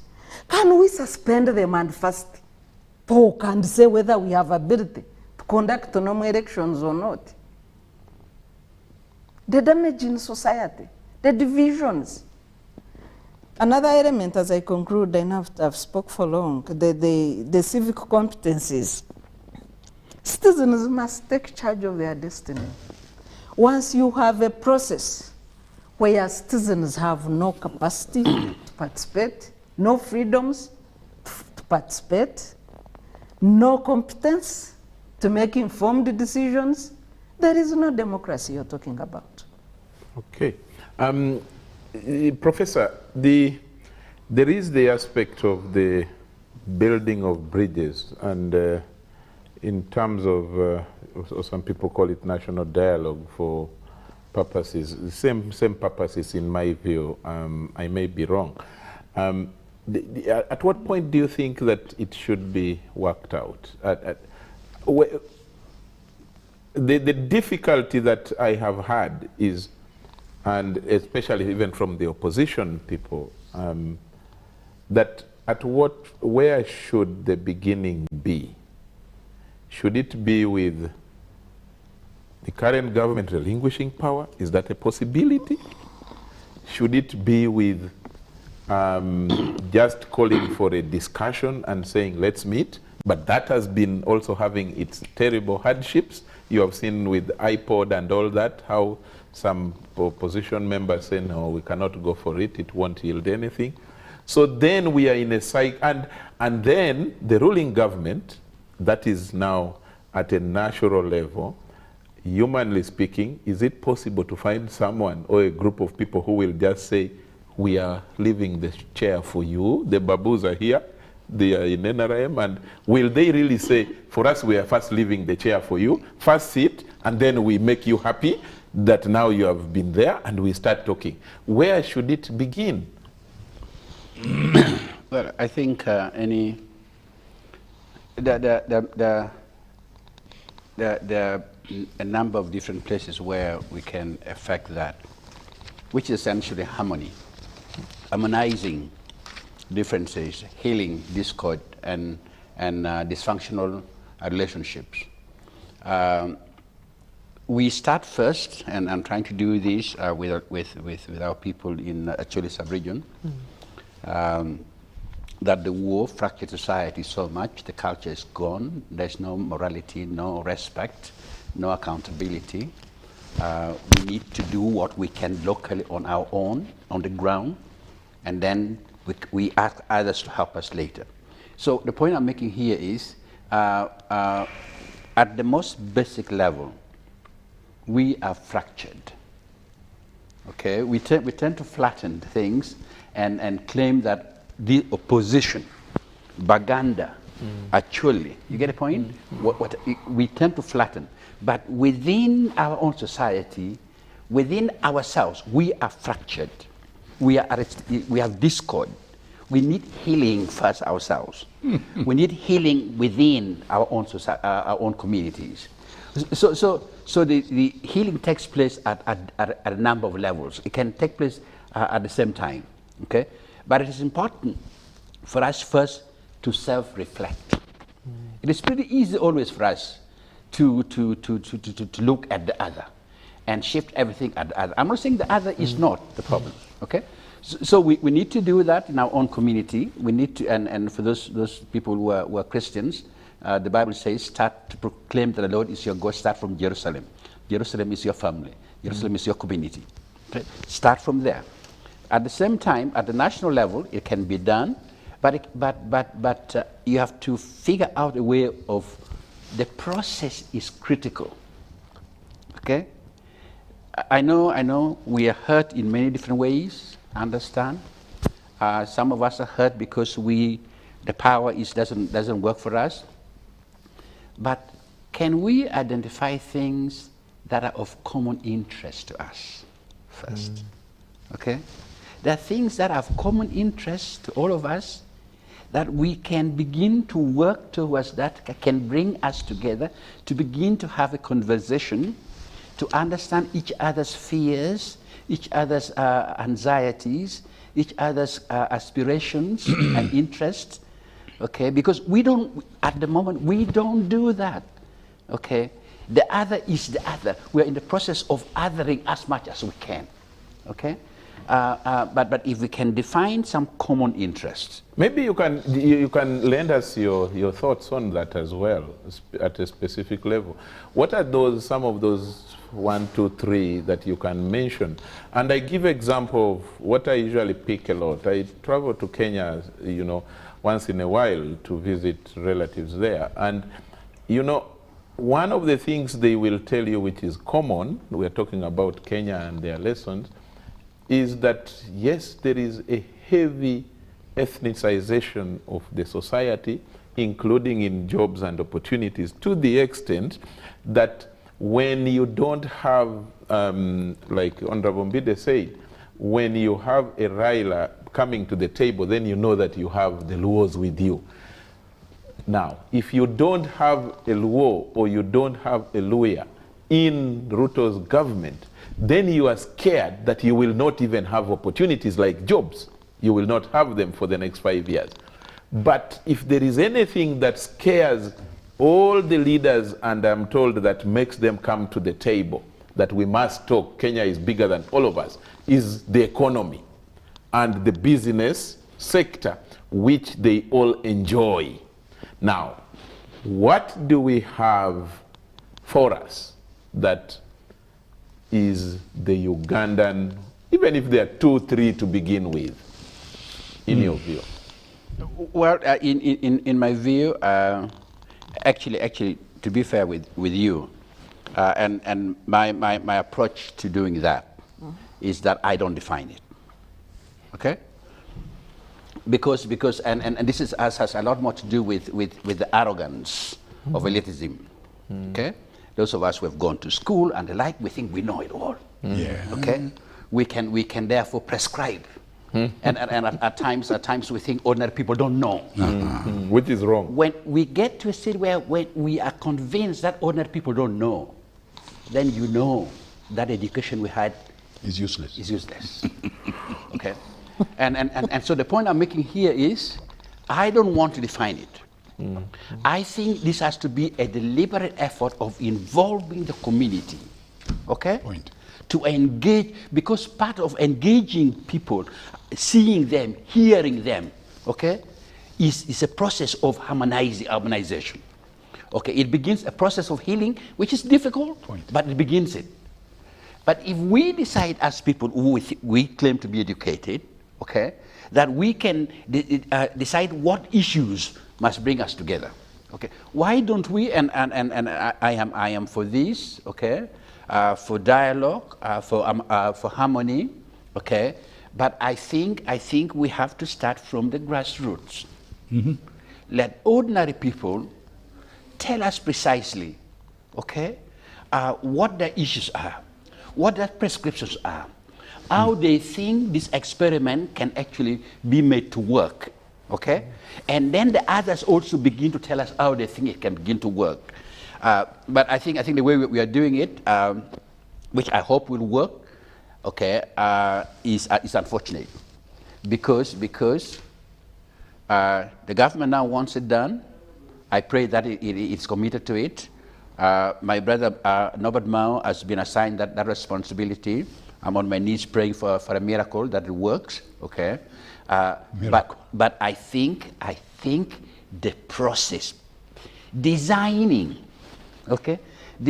has to involve the community, has to involve all stakeholders. And here we're defining stakeholders in terms of political parties. Okay, we are not defining in terms of the people, various groups in our society. Okay, so I think if we want to do it, we must launch this, okay, as a national project. Yep. Okay, we don't just allow, and we've done this before. Let's be very fair.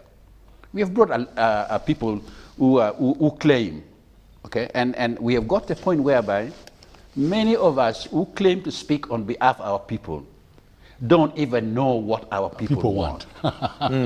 Point. Okay.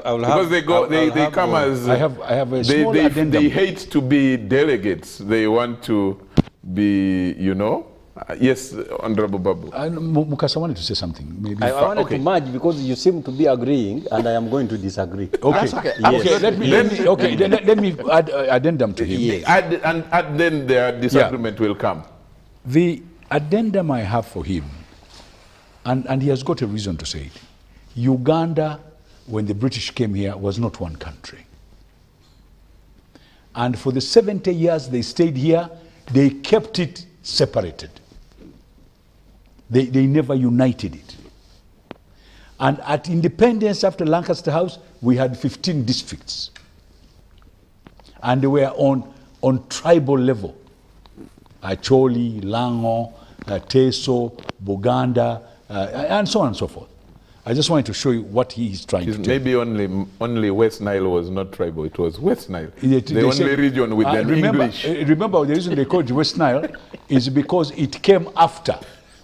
It was given to us as a birthday present from King Leopold to Victoria. So, what are you saying? It was not part of Uganda. It was given to us. Same with Kisoro. It was given to us. No, not the whole of Kigezi, I think. Kisoro. In 1905. Then the other one is 1902. And Kisoro, I think 1914. 14, yeah. At independence. Yeah, the Germans. And then the part Germans. of Kigezi, Kabale area.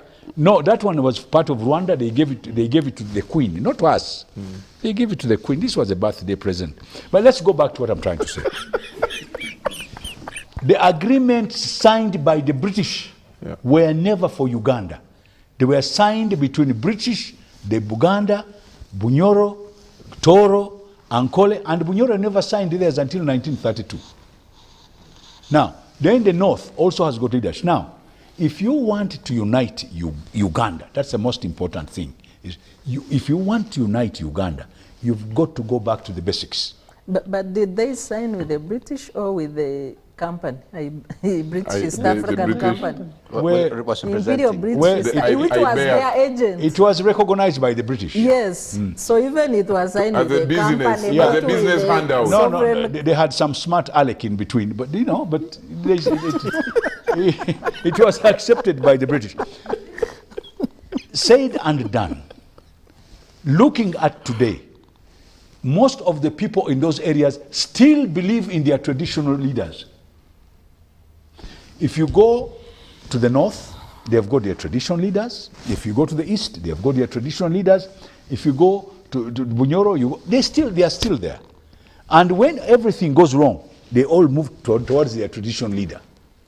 So, if you want to unite Uganda, I accept entirely what the professor here has talked about. How do we unite our country? Where do we start? I agree with him, and I think it's very important. Now, training our leaders. How do we, in all this big Uganda, how do we get our leaders to come up? You know, Kenya has trained their leaders. Have we trained our leaders? Where did they train them from? If you go back and you read very carefully, Kenyatta used to insist that everybody who is in government must be trained very well, including those who are in leadership. And they made sure the younger group, and that's where you get people like Leila, you get people like now you're Kenyatta, you get people like Musyoka, you get people like Ruto. Ruto was trained by Moi. By Moi. So Kenyatta trained and Moi trained. And what you have now is a set of people who can take over the country. Very well trained. Again, maybe by default, through tribalism, but at least you were trained.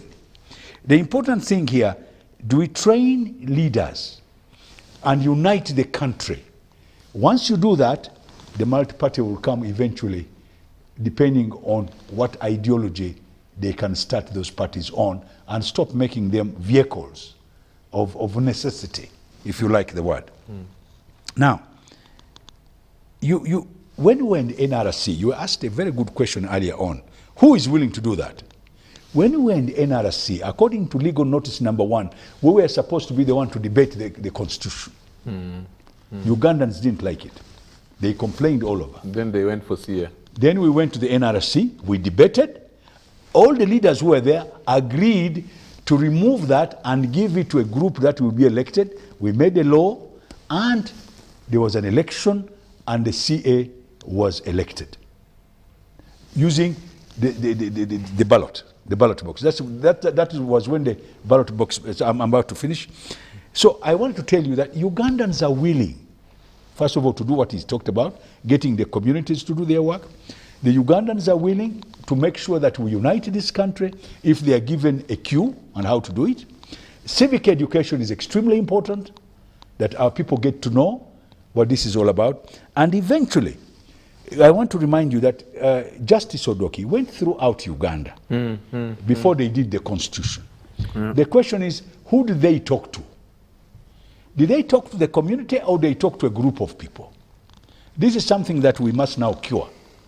How do we go about it? And that's where the national dialogue will bring people who can tell us how to do this. And we can now debate. How do we get our communities to understand? I want to go to my village, and your village, probably when you go home, and you talk to them, how do we work with our neighbors? How do we work with all Uganda? How do we become a nation? Okay. Thank you very Can I- much. Can I just say one thing before it takes over? Yes, please. When we are talking about, because we are talking about transforming our society, healing our society, part of the problem is the leadership. The type of leadership you require to harmonize, for harmonization, for healing, for resolving discord, is a different type of leadership. Okay? Not leadership that is transactional. Okay, this is business. Maybe transformational leadership. Yes. Like Ayatollah. Okay. And That's what I'm studying for my master's. okay, and so part of the challenge here is we are assigning leaders who are part of the problem, okay, who are not leaders for harmonization, not leaders who listen to the people, not leaders who are guided by the people, okay, who are part of the community, to actually resolve this crisis, okay?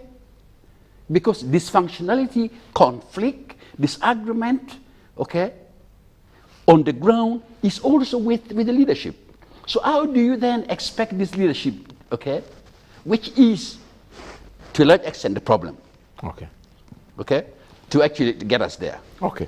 Honorable Mbide, I needed you also to touch on, because you are more, right now you're closer to the Kenyans and you know, engaging with them and interacting with them more closely. I am more interested. He is a friend and strategist for Raila. No, by the way, I think it's very healthy. Yes, it would be good. That it would be good. It's extremely healthy. Yes. I have no problem with it. Yes.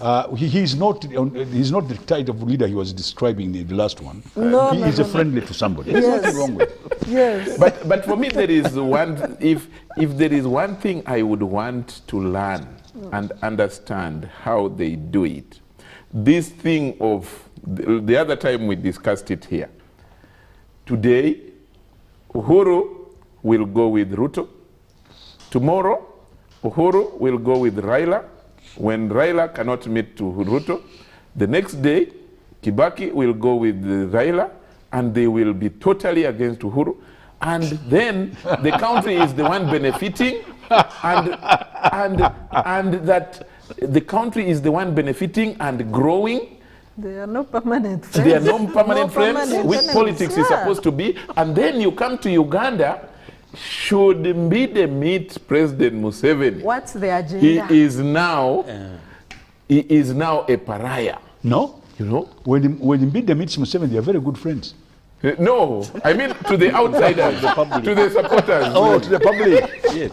And He is totally sold out, and he is a traitor, and deny him everything. Yes. And this is what I started with. How do they do it? Do you try to learn that? They have dealt with what we call the power of bias. For us in Uganda, Oh, they are more it is civilized. entrenched. Let's tell the truth. Are they more civilized? Do No. they have a bigger Not middle at all. class than us? Not at all. They have. There is something that we lost that they have. Which is? We lost the ethnic power. No, actually, the word is sportsmanship spirit. Yes. So when Raila Odinga speaks to you, his region is speaking. Yes. I have been with him on some occasion where certain people were being asked when he actually acceded to a drafty constitution, and his people were being asked, for you, which clauses are so interesting, to the extent that as he said yes, we are also saying yes. He said, no, we didn't read. Baba Nasoma. So he read it. So on now our behalf. that he read it, it is correct. Now, here in Uganda, we lost out on that. I only wanted to disagree with the professor and the Honorable Babu, but very respectfully, and I am taking care, because I told you recently that a professor is that person who has gone to school for so long until he meets a signpost reading "no school ahead." Except for a professor who professes ignorance. It's also a professor. Yes. So what the DP is doing has never been done in the history of Uganda. It's a route, a good route. It is a route. I would not advise anyone to equate it to what people have done and failed. Those that have gone to government, become ministers, and have eventually not done anything. It is true that all the presidents of DP that I have seen have been ministers of Museveni's government. All of them. Oh, I never saw Ben Chiwanuka. I was not around. At least I grew up seeing Dr. Semogere. He was a minister. Dr. Savannah Chizito, he was a minister. It is only Onabuma who hasn't been a minister. And Professor Mlema? You never saw Professor Mlema? As DP president. Oh, okay. All the presidents. And I see a lot of people that do not know our own history saying they are DPs and saying what Mao has done is wrong. Now, for us, what Mao has done is based on an agreement with the provisions. The first of its kind. For 4 years only. It can be extended, or the contrary. In fact, the day the government or the ruling party skedaddles from the provisions, we can leave. How can it be amended? Because we know how to amend.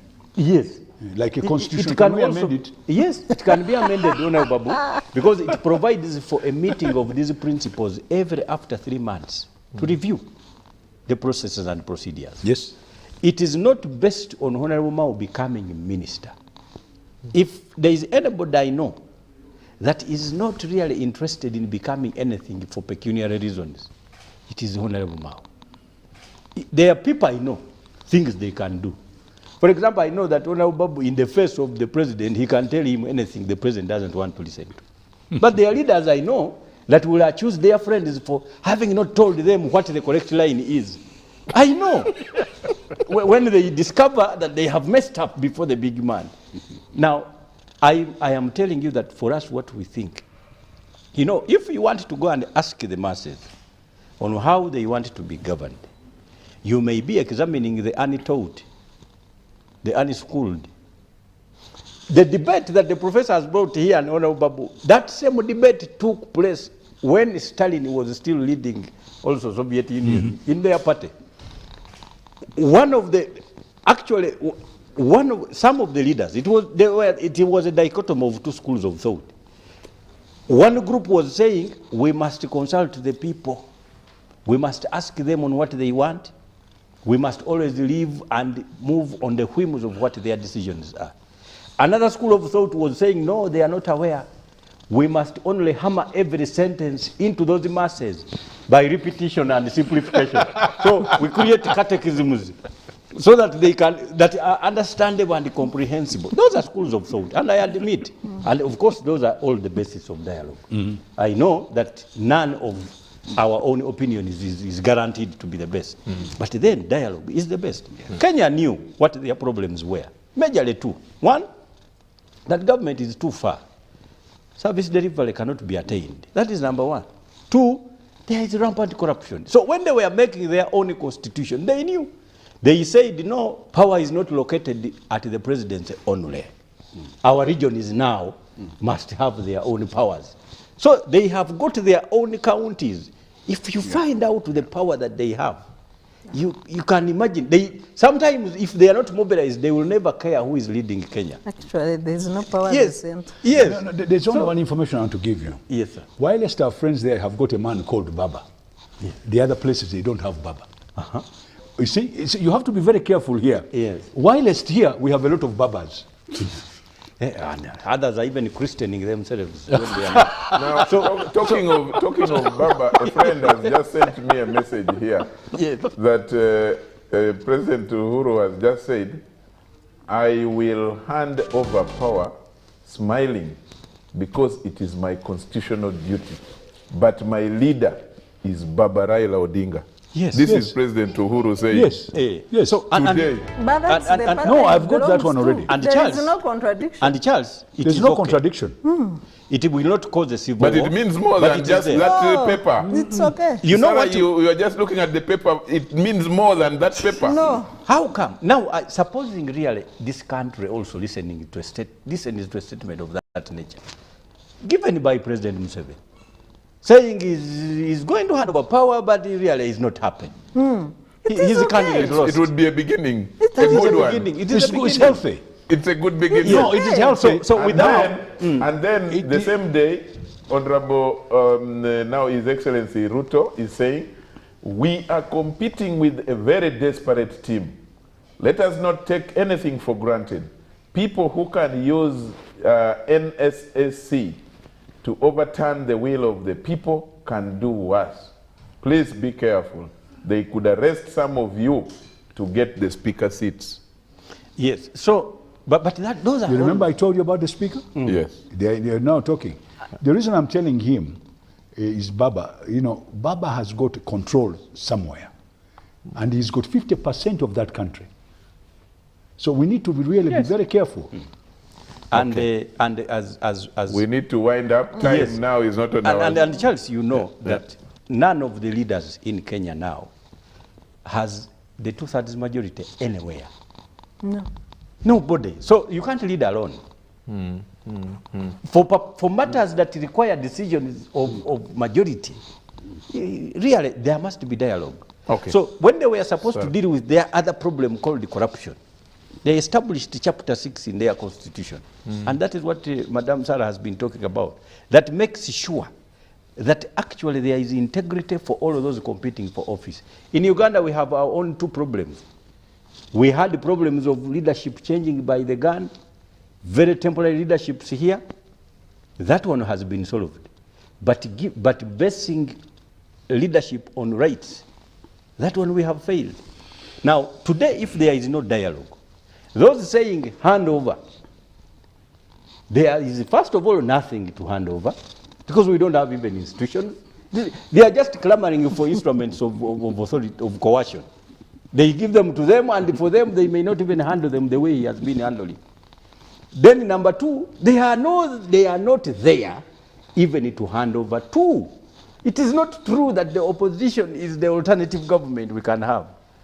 Who are we? Where are we? Tell me one political party that has got leaders that can, for example, that can provide the 7,000 civil service in Uganda, the 80 commissioners, the how many judges, the how many cabinet ministers. This thing we are supposed to sit back afresh and create entities that can work. Okay. Yes. Thank you so much. On the Sarah. Yeah, I think we need to wind up. Yes, okay. First, I wanted to comment on the issue of mistrust and when leaders meet the president. On 2 consecutive swearing-in ceremonies, the president, the other swearing-in ceremony said, I will crush opposition like samosa. And these are headlines on our national dailies. In the other one, he says, I will finish opposition. On rallies, he keeps saying, those ones, leave them for me. I will move slowly and finish them. So when people see you going to meet the president, who is crushing? Are you going to be part of the catalysts for crushing opposition? What is the agenda? Are you the tool? And why should they trust you? Are you the tool? Are you the hired gun? on what he's telling the public? What is the agenda? So that creates mistrust, and people cannot believe you. You know, the optics are very important in politics. What a leader says, a truthful leader, people should take your word to the bank. So if you take all public podium and you are talking about crushing people, the other, comparing with Ruto's speech on 2 occasions, one when he was announced as president-elect and after the confirmation by Supreme Court, he was trying to reach out to the people he has, his colleagues in the political arena. My other competitors, he has been repeating that. On our case, I know the previous election, when the president was announced winner, just 2021, he gave a very angry speech warning Uganda, warning Catholics. So why should people, first of all, why should a leader speak like that? Why should we have an angry victor? A competitive democratic process should produce a joyful victor and a loser who can concede defeat, congratulate the winner, and we have a situation where majority have their way, but minority have their say. Okay. Do we have that in this country? Thank you. I think we need to now wind up with the two elders, Professor and Honorable Babu, 1 minute each, way forward. The debate is good, but unfortunately, time has ended. I think competing perspectives on the same issue are quite helpful, and that is what harmony is about, healing is about, is to listen to all voices and figure out how to do this. My petition, my prayer is that we begin this process of healing, of harmony, and the healing must take place across the board. It is important at some point for us to not to be very confrontational, not to be very antagonistic, not to keep on blaming the other, and because you cannot build a relationship that has been ruptured, okay, by looking at the other as the enemy always. I think there must be some common ground. And I'm praying this because at the end of the day, the way we are doing our things, and part of the biggest problem, I'm not going to shut up, is the leadership must begin to heal. We must have harmony among the leaders so that we can heal our society. Thank you. Thank you. Finally, Honorable Babu. Thank you very much. Thank you for having us, and thank you for the people who have been listening to us. We must have a mind change, mindset change, immediately. And that mindset change, I am going to ask you to look for a book written by Geoffrey Archer called First Among Equals. There are people who are born with talent. He was talking about a group of people who can change the country, who necessarily do not want the chair. They want this country to change, a paradigm shift to a better country. Now, I want us very carefully to look. I've been looking at the United Kingdom leaders and see how they have come. I've just looked at this lady, her background. She has been practical in several ministries. She has, trained, and she's only 47, I think, and she has become the Prime Minister of the United Kingdom. Now, the people she has now chosen, you can't believe it. They have also been into the system. They have been trained as leaders. Now, instead of hating people who are good, regardless of which group they come from, we should actually build them. Although there has been an effort to build them, they have not been building them to become, they've been building them to turn them. Turn them so that they begin thinking in a different way. No, we want leaders who want something good for this country and who want this country to be stable for the sake of our children and our posterity. Thank you. Thank you very much. Thank you very much, the Honorable Babu. Thank you very much, Professor Ogenga Otuno.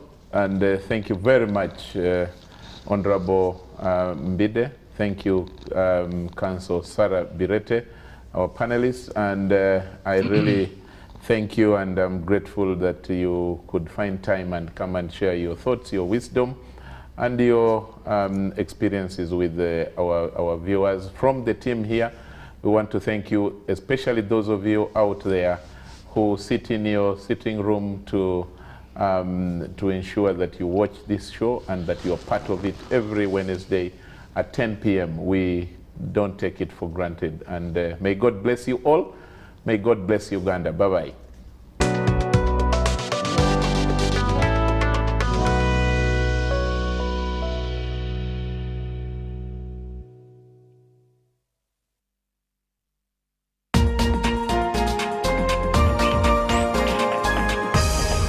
This weekend on UBC. Now, when you talk about real estate, this man's eyes light up. Now, he says that when you're young, you have wealth. You know what? Because you have a lot of time at your disposal. Yes, it's called the golden time. When you talk about housing, the energy I have is unstoppable. Because I believe in it. I believe that people must stay in an organized environment, period. I don't want to see, whenever I go, my spectacles look at settlement, good trees, flowers, roads, in what houses organized in a good way. Dr. Anatoly Kamugisha is well known as a person who has